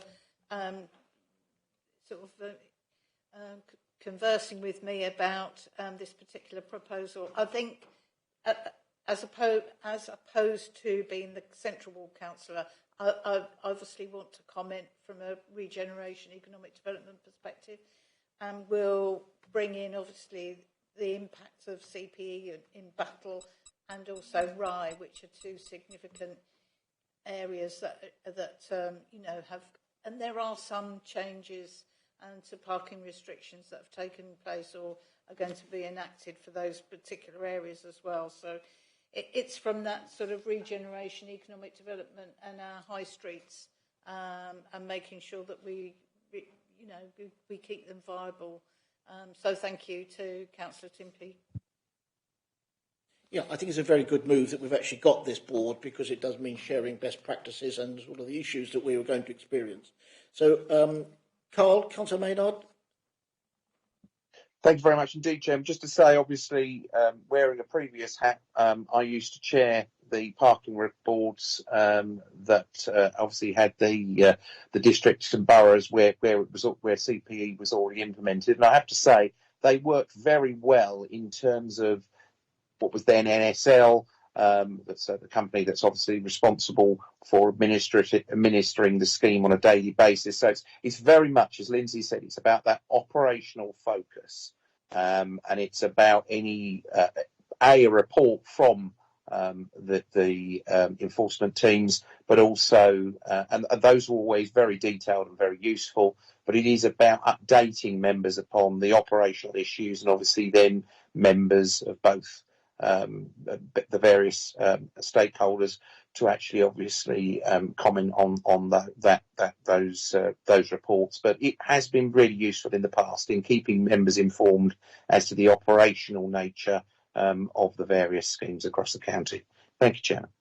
Yeah, thank you for that insight, and I think it is important that we are aware of what's going on with our other fellow local authorities in East Sussex. Councillor Eleanor of Kirby Green, yes? Yeah, sorry, I'm a bit late to the party, but I think I'd better declare that I'm also an East Sussex County Councillor, and I also sit on the Planning Committee, so apologies for that. No problem, I think we've got that noted. No other questions from anyone? No? I think this is pretty straightforward. If we can move this report, Hazel, please. Yeah, and there's someone to second that. Thank you, Christine. So that moved and second, and those in favour, that's unanimous. Thank you very much indeed. Okay, so where are we now? Agenda item 12. This is the Blackfriars Housing and Infrastructure Project. So this has come forward from the Director, Place and Climate Change, / Deputy Chief Executive Interim Cabinet Member, Rory. Councillor McCourt. Thank you, Chair. I must admit I come rather late to the feast regarding this as a new councillor. I understand that this is, I think, the third administration which has been grappling with the Blackfriars building out that site. So it's been gestating quite a long time. And I think it's fair to say it's been fraught with a number of challenges and difficulties along the way. It's, we were elected on the basis of developing affordable housing, social housing, and it is difficult and disappointing that the only viable option at this time is to deliver the scheme as 100% open market sales. Having said that, it has been a challenge, and we remain committed to the principle of affordable housing, and I understand that later on, as this project is phased, there may be an opportunity to look again at the whole issue of affordable housing, and either through acquisition of properties or some other vehicle of delivery to include them in the scheme. That said, at the moment, it's still, the positives are it does deliver 200 high-quality homes to an historically stalled site, which has been fraught with difficulty for not 1 or 2 years, but 60 years, where a number of stalled schemes, failed schemes, have been evident along the way. So I do think it would have remained in that position if it hadn't been for the hard work of council officers and the Rother Housing Company as well, in remaining steadfast despite the adverse economic situation in driving this very challenging scheme forward. So I do commend the Housing Company and the officers for doing that. I think it should also be noted that Homes England also support the scheme, having successfully awarded housing infrastructure grant, and further funding will of course be applied for as well. The risk for us, of course, if we don't go forward, is that that 8.7 million that Homes England have already awarded may well be clawed back. We've been the victim of a kind of a perfect storm, whether you attribute that to war in Ukraine or Liz Truss's reckless budget. Certainly, these things have definitely not helped. It must be noted that this business plan for Blackfriars was conceived in very different economic times, with low interest rates and relatively low inflation. So those factors that I've just mentioned have driven a coach and horses through the business plan. It was always marginally viable, as I understand it anyway, but these things have clearly not helped. So the Section 106 requirements are due to be removed, but as I understand it, officers will endeavour to include some affordable housing, and we'll look at that as an option going forward. So I think option 2 is regrettably the only option, and we must move forward on that basis. Thank you, Chair. Thank you, Rory. Are there any other comments from within? Councillor Paul Osborne. Thank you, Chairman. I think my father would have called this there'd be a reason why this site's not been developed. That's because it's hard work. And it doesn't stack up, but there it is. We had the grants, and we're pushing forward.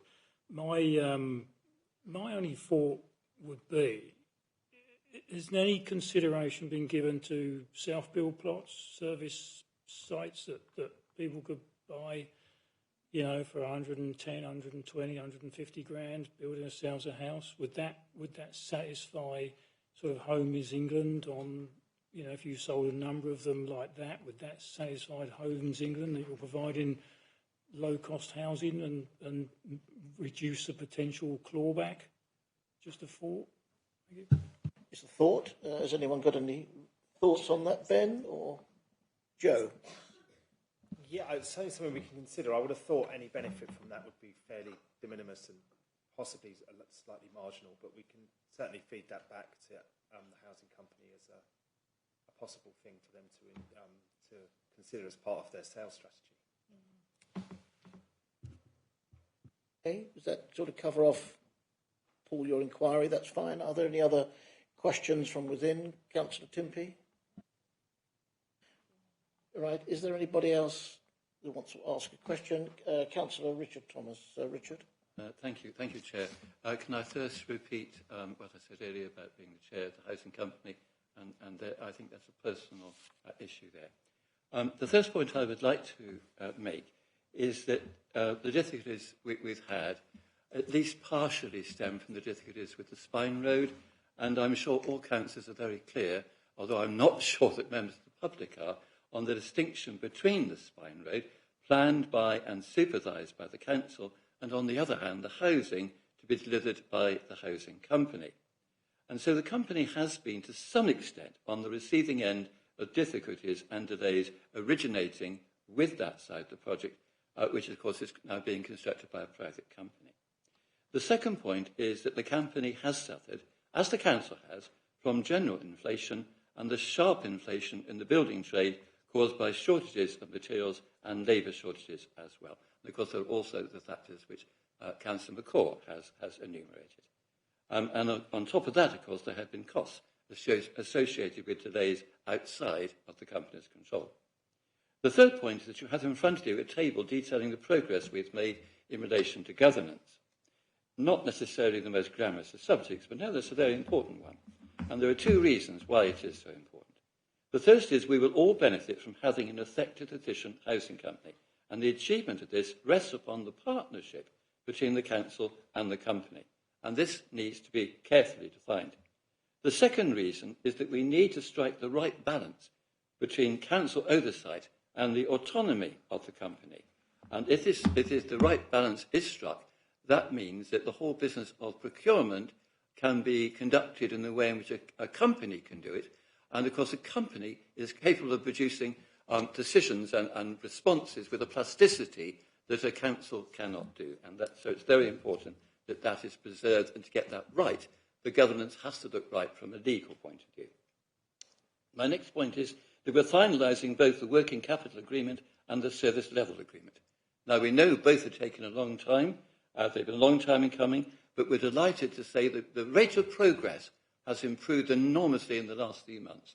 And I'm very, very grateful to the council officers who have made that possible. And so what we have to do here is to make sure that these agreements are in line with the company's policies and principles. My sense is that they are. And so we hope that these two agreements will be concluded speedily. Then the fifth point is that a viability report will be produced in relation to the housing project, which will demonstrate that if we actually sell the houses on a market basis, the company will be able to generate a profit of something like 3.3 million as a minimum. But there are certain negotiations taking place now which are really quite promising, which give an opportunity to increase that profit margin, not guaranteed, I wish to stress, but in particular, since the report was produced, we've had negotiations with one of the housing providers who've come in with a much better offer than we had previously received. And so that, plus the negotiations that are taking place in relation to trying to get an increased grant from the government in respect of the infrastructure side of things, these should make the actual economics of it maybe become more favourable than the worst predictions are saying. And on top of that, we have, of course, based our predictions of the value of the site upon the present values, and by 2026, when we shall be selling houses, there is a possibility that the actual value of the site will have increased, because what we're getting at the moment is we're getting a shrinking of supply of houses, and that, in the last month, actually drove prices up rather than moving in a downward direction. So although I want to say to you, we deeply regret that we cannot guarantee affordable housing, and we're going to have to withdraw the 106 agreement, what I want everybody here to bear strongly in mind is that the housing company very much wants to do the affordable housing. That's a very important objective for us. And every possible sinew is being stretched in order to try to make that possible. So I really want to say that. And finally, I remember earlier in today's debate, Councillor McCall said how really important it was. If we're to solve the housing crisis, we need to build more houses. And I would like to stress that that is precisely what the housing company should be to do. We should be to take this site which has been stalled, a site which looks more, on first glance, more like a ski slope than an obvious place to build houses, and we'll be able to put 200 environmentally sound houses on it. So I hope you will endorse the report. Thank you. Thank you, Richard, and thank you for that detailed report. And I think this follows on from the members' briefing recently, of which the Chief Operating Officer of the Housing Company and yourself presented to all members with some degree of clarity. So we have, I'm not quite sure where the first question, where the hands are. Which one? Right, I'm sorry. Yeah, Councillor Beverley Cooper. I can't see you, Beverley, but I think you had your hand up first. I did. It was just to redeclare an interest as a board member of the housing company, and then just to wholeheartedly echo and support what Councillor Thomas has just said. Thank you. Thank you, Beverley. Question, yes, Catherine, Councillor Field. Catherine, please. Yes, thank you. Speaking as a local member for Battle, I can only say that whatever the reasons put forward, the residents of the town will be extraordinarily disappointed, not to mention very cross, were the social housing and affordable housing not to materialise. Thank you for that. Eleanor, Councillor Kirby-Green. Thank you. Yeah, I just wondered why there isn't another option. I've looked at the options in the report, and I'd like to understand why it's not being considered to sell the whole site to a registered provider.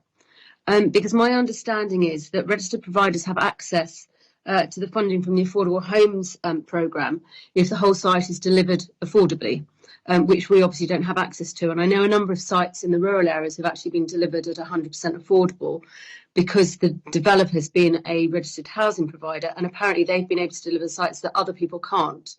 So I'm wondering why that hasn't actually been considered, and it's not one of the options to actually deliver 100% affordable.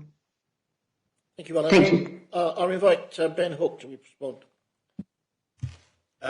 Thank you, Councillor. Thank you, Chairman. Yeah, it has been considered. It's one of those options, and it's also not a viable option going forward. It hasn't been included in this because it's not been one of those. It's sort of not one of the. I mean, we've looked at a whole multitude of different options and different redesigns. 100% affordable housing was an option that was considered, but market tests very early on showed that it was going to create an even worse deficit position, so it was sort of excluded quite early on at that point. So may I come back? By all means. Yeah, I just don't understand, because if it's delivered to be 100% affordable, these grants from Homes England are huge, and that's why, for instance, development in Hurst Green is being delivered 100% affordable, because no other developer could afford to deliver it because they didn't have access to that funding. So I'm surprised that if it was an option, it's not in the report, because I'd have thought it would be. But secondly, I just don't understand how it isn't viable if the housing provider gets, I don't know the figure off the top of my head, but I think they get a significant amount of money from the government for each affordable house. So I just don't understand how it can possibly not be one of the options. Yes. Perhaps I can invite Amy to respond to this question. Would that help? Amy? Yeah, thank you. Thank you, Councillor Oliver, and thank you, Councillor Kirby-Green. Good evening, members. Ben has outlined that the company have considered a number of options, and as Ben explained, the viability of delivering all affordable housing was ruled out fairly early on because of the significant value, basically, that's needed in order to recover the costs, and that's what it boils down to. We do update and look at the sensitivity analysis around what the affordable housing offers are coming in at, but at the moment we cannot see that an affordable housing offer would be able to achieve their own parameters in terms of being able to generate the value even from significant grant to deliver the scheme. And I think there's also a question there around do you want 200 homes of affordable housing in Battle? And yes, that's something we want to look at, but I think you've got to consider that as well, whether the area, whether we want Battle to have 200 homes in that area that's affordable, and if that would be supported by members as well. But we are continuing to look at all options, and really this isn't about this has never been about removing the principle of delivering affordable housing, as Richard articulated. This is very much about just removing the planning risk associated with delivering the affordable housing that would enable the scheme to proceed at this stage, to secure the loan funding arrangement for the company, but to essentially open up more options around the tenure diversity of the scheme, which the company remain committed to look at. Thank you. Thank you, Amy. Councillor Sue Project, Sue? Just a question, because I attended the briefing, wrote a lot of notes as well, but the one thing I did write down was if it was designated totally affordable, it would not attract 100% grant funding. And that was the reason why it was actually decided that it was viable if it was market housing, and then they actually applied for grants subsequent to that, and that would actually deliver some affordable housing. But Amy hasn't said that, I don't think. Can I just invite Ben Hook to make a comment, please? Ben. Thank you, Chair. I think it's just important to clear this up. I mean, obviously, we've looked at we've presented the various options within the paper. Councillor Kirby-Green is right. We haven't put in the paper what a 100% affordable housing scheme would look like. I think to resolve this part of the discussion so that the discussion would move on, I think it's probably best that what we do is we seek to provide what that detail might look like in terms of an option to members, just to realign the fact that actually it's not a viable scheme. It's not been included in this paper. We can circulate that part of the appraisal round to members subsequent to this meeting, just to help put it all into context. I think it's important we share that information. We don't have it in the paper tonight, but it does show that it's not a viable part. It doesn't create a viable scheme as well. So, but Councillor Kirby-Green is right. It could have been in the paper. It's not, but we'll get that information round to members subsequently. Okay, thank you for that, Ben. Sorry? If I can just invite Joe Pell, and then I'll go through to councillors that are there. I just wanted to back up what Ben said, just to reassure you. Please be assured that if an option does prove to have any viable option, we would be taking it with open arms at this stage. It's really been a lot of work to get this report before you in the order that it's in, and there is a danger of overwhelming you with options. I think that, though, given that the reasons given about it being a bit of a non-starter with a 100% option, it is beholden on us, as Ben says, to provide you with an illustration of the actual numbers. Yeah, thanks for clarification on that. Before I go to Councillor Barnes, I've got Councillor Sue Burton. Sue? Thank you, Chair. As another one of the Battle ward councillors, I echo the disappointment and the crossness that the Battle residents will feel, but over above that is not meeting the needs of local people who want to rent and have shared ownership, and I sincerely hope that this can be solved as time goes by. I did want to raise the other aspect that the Battle residents are very keen on, and I'm not biased, is the environmental standards. They want a good quality, very low carbon property. At the moment, I gather it's promised to be a EPC rating of B, and I hope that we don't, in costs as time progresses, we have to reduce lower than that. It's important to the Battle residents. Thank you. Yes, and thank you for those points, and I'm sure they'll be noted as we go forward. Is there no other questions from... Oh, yeah, Councillor Richard Thomas. Richard. Can I just reply to that one? One of the advantages of the scheme that we're putting forward here is that this EPC rating of B applies right throughout the site, whereas with the earlier ones, there were some which were particularly high, the earth-sheltered housing, but the rest of the site was not so good environmentally. One advantage of the new scheme is that it is B all the way through. On top of that, the housing company does want to see whether it's going to be possible to deliver some houses at an EPC rating of A. We're looking at that. It may be that the economics of it will enable some houses to be delivered at that particular level. It's something that we would like to achieve. So the better the environmental standards, the better it is to the company. And one decision we've made very recently, actually, is a decision that all the houses will have air source heat pumps and underfloor heating, which in terms of the environment is very much better than alternative forms of heating, and also very much more dramatically decreases the fuel bills for the people occupying the house. Thank you, Richard, for clarifying that. I can go now to those that are online. Councillor John Barnes. John? Yes, I rather echo Councillor Kirby Green's surprise. Given that we've got a standstill review going on at the moment, and we're thinking of disposing of King Arthur, I just wonder whether we shouldn't re-evaluate the option for actually disposing of this site to a registered provider who has access to grants that we don't have access to.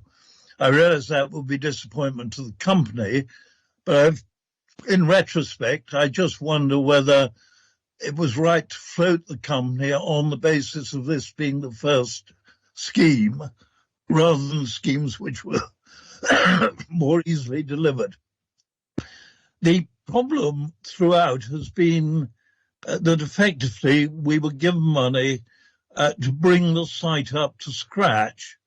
We are trying to recover those costs because of the overrun on the Breheny contract out of the housing side, when the housing side has always been viable. It's actually the Breheny contract that has gone wrong in two major respects. One is it's badly overcost, but the other is it's badly behind time. And that obviously has plunged us into the problem with inflation of building costs. All of those time problems would have been avoided if Breheny had actually delivered when it said it was going to be delivered. So most of the problems we face are because the Breheny contract has failed. The reasons for that obviously need to be explored by internal audit, but certainly they do need to be explored. One of the other problems we face is the company has never really been cut free. We still have a service level agreement not agreed, a working capital agreement not agreed, and I'm by no means clear, but no doubt somebody will clarify the point. Has the ownership of the site now been transferred to the building company? All along, the delays have not been the company's fault. I resigned because actually I did not approve of the way the company was being treated. But I have to say I agree with Councillor Thomas that the company has actually could have delivered a viable scheme years earlier if, in fact, Breheny had held their part of the bargain. I do think we do need to think about this quite hard, because it does seem to me there is a viable option which should be explored, which is disposing the site to a registered provider with access to grants. That will meet our affordable homes and other better than a 100% market solution, which actually I think will not deliver more than a balanced sum to the council, and that is because the Brehony contract has been so expensive. Thank you for highlighting some of the problems, and I think we're all aware of the problems. We're now looking at solutions in order to get us to where we want to be. I think we've covered off the fact that we will come forward on that particular omission in the paper with regards to 100% affordable. So I think we can go away from this and come back at a later date if that's necessary to clarify any points. Catherine, Councillor Field. Thank you. I have a small question for Joe, who I'm struggling to hear, or Amy. Were we to sell the house, the land to a registered provider, and they provided the housing, would we lose control over who went in the affordable housing? Joe, are you best to place? Yeah, no, we would not, no. Did you get that, Catherine? No. We would not lose control of the allocations, no. Thank you. I got that. Excellent. Amy, would you just like to add any comments following the points raised by Councillor Barnes and anybody else that clarifies where we are? Thank you, Councillor Oliver. I just wanted to say I'm just doing a really quick calculation. I can't reveal numbers, obviously, because it's commercially sensitive with the registered providers.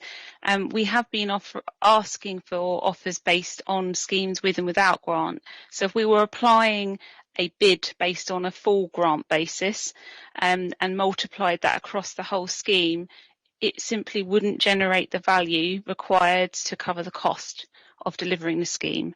And that is the fundamental reason why it just wouldn't stack up.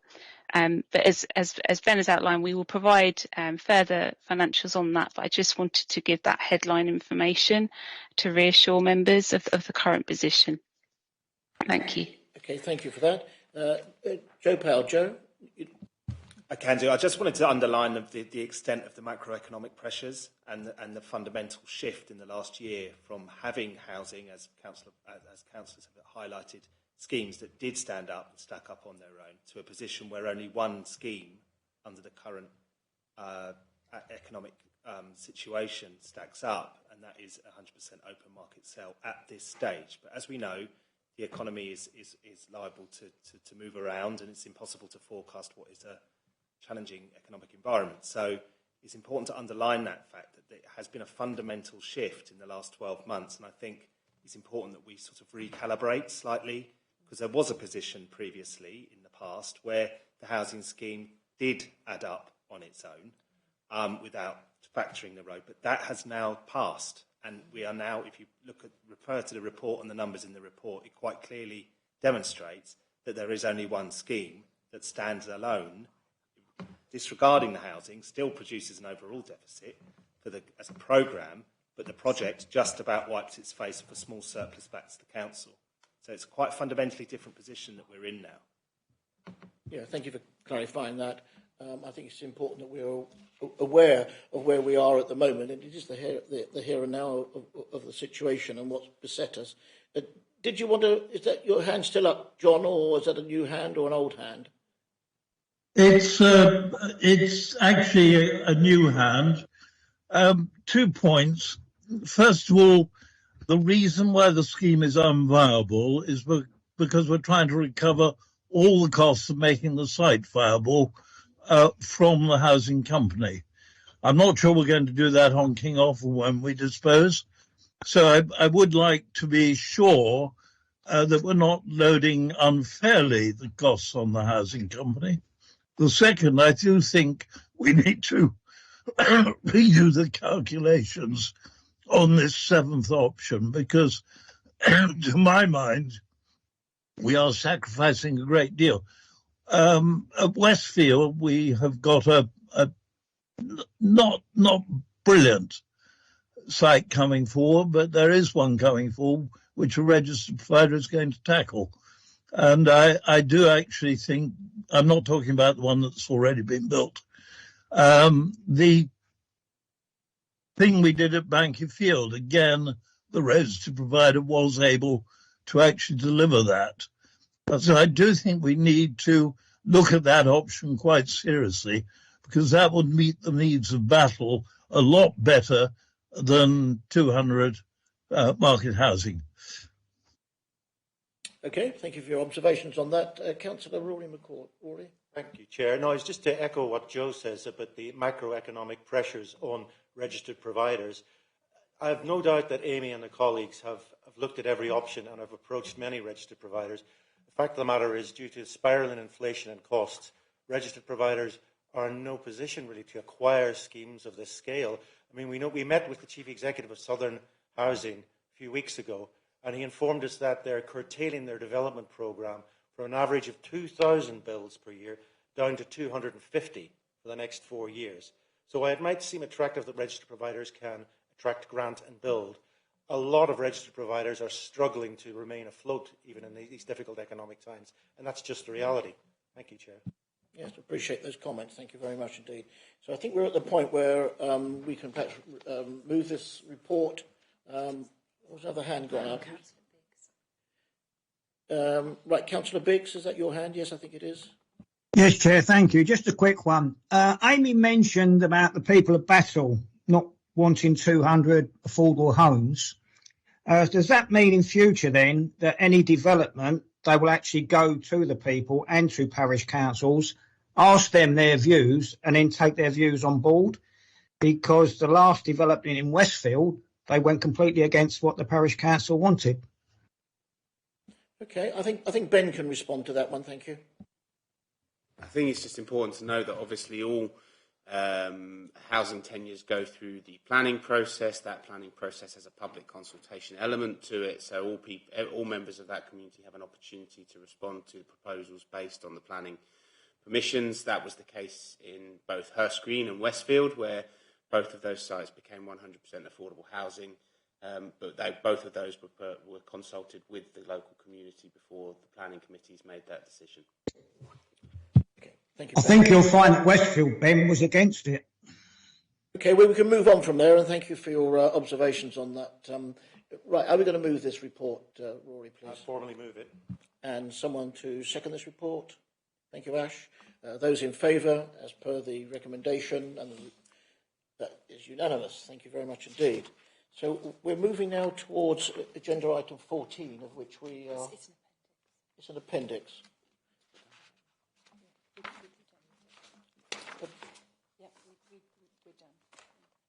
Finished. Oh, right. Okay.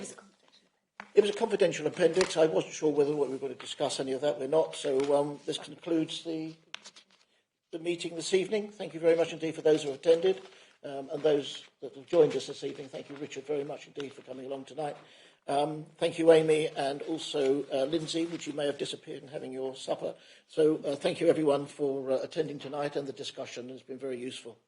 Thank you very much indeed, and we're closing the meeting at 2040. 2040. Well done, everyone. Thank you.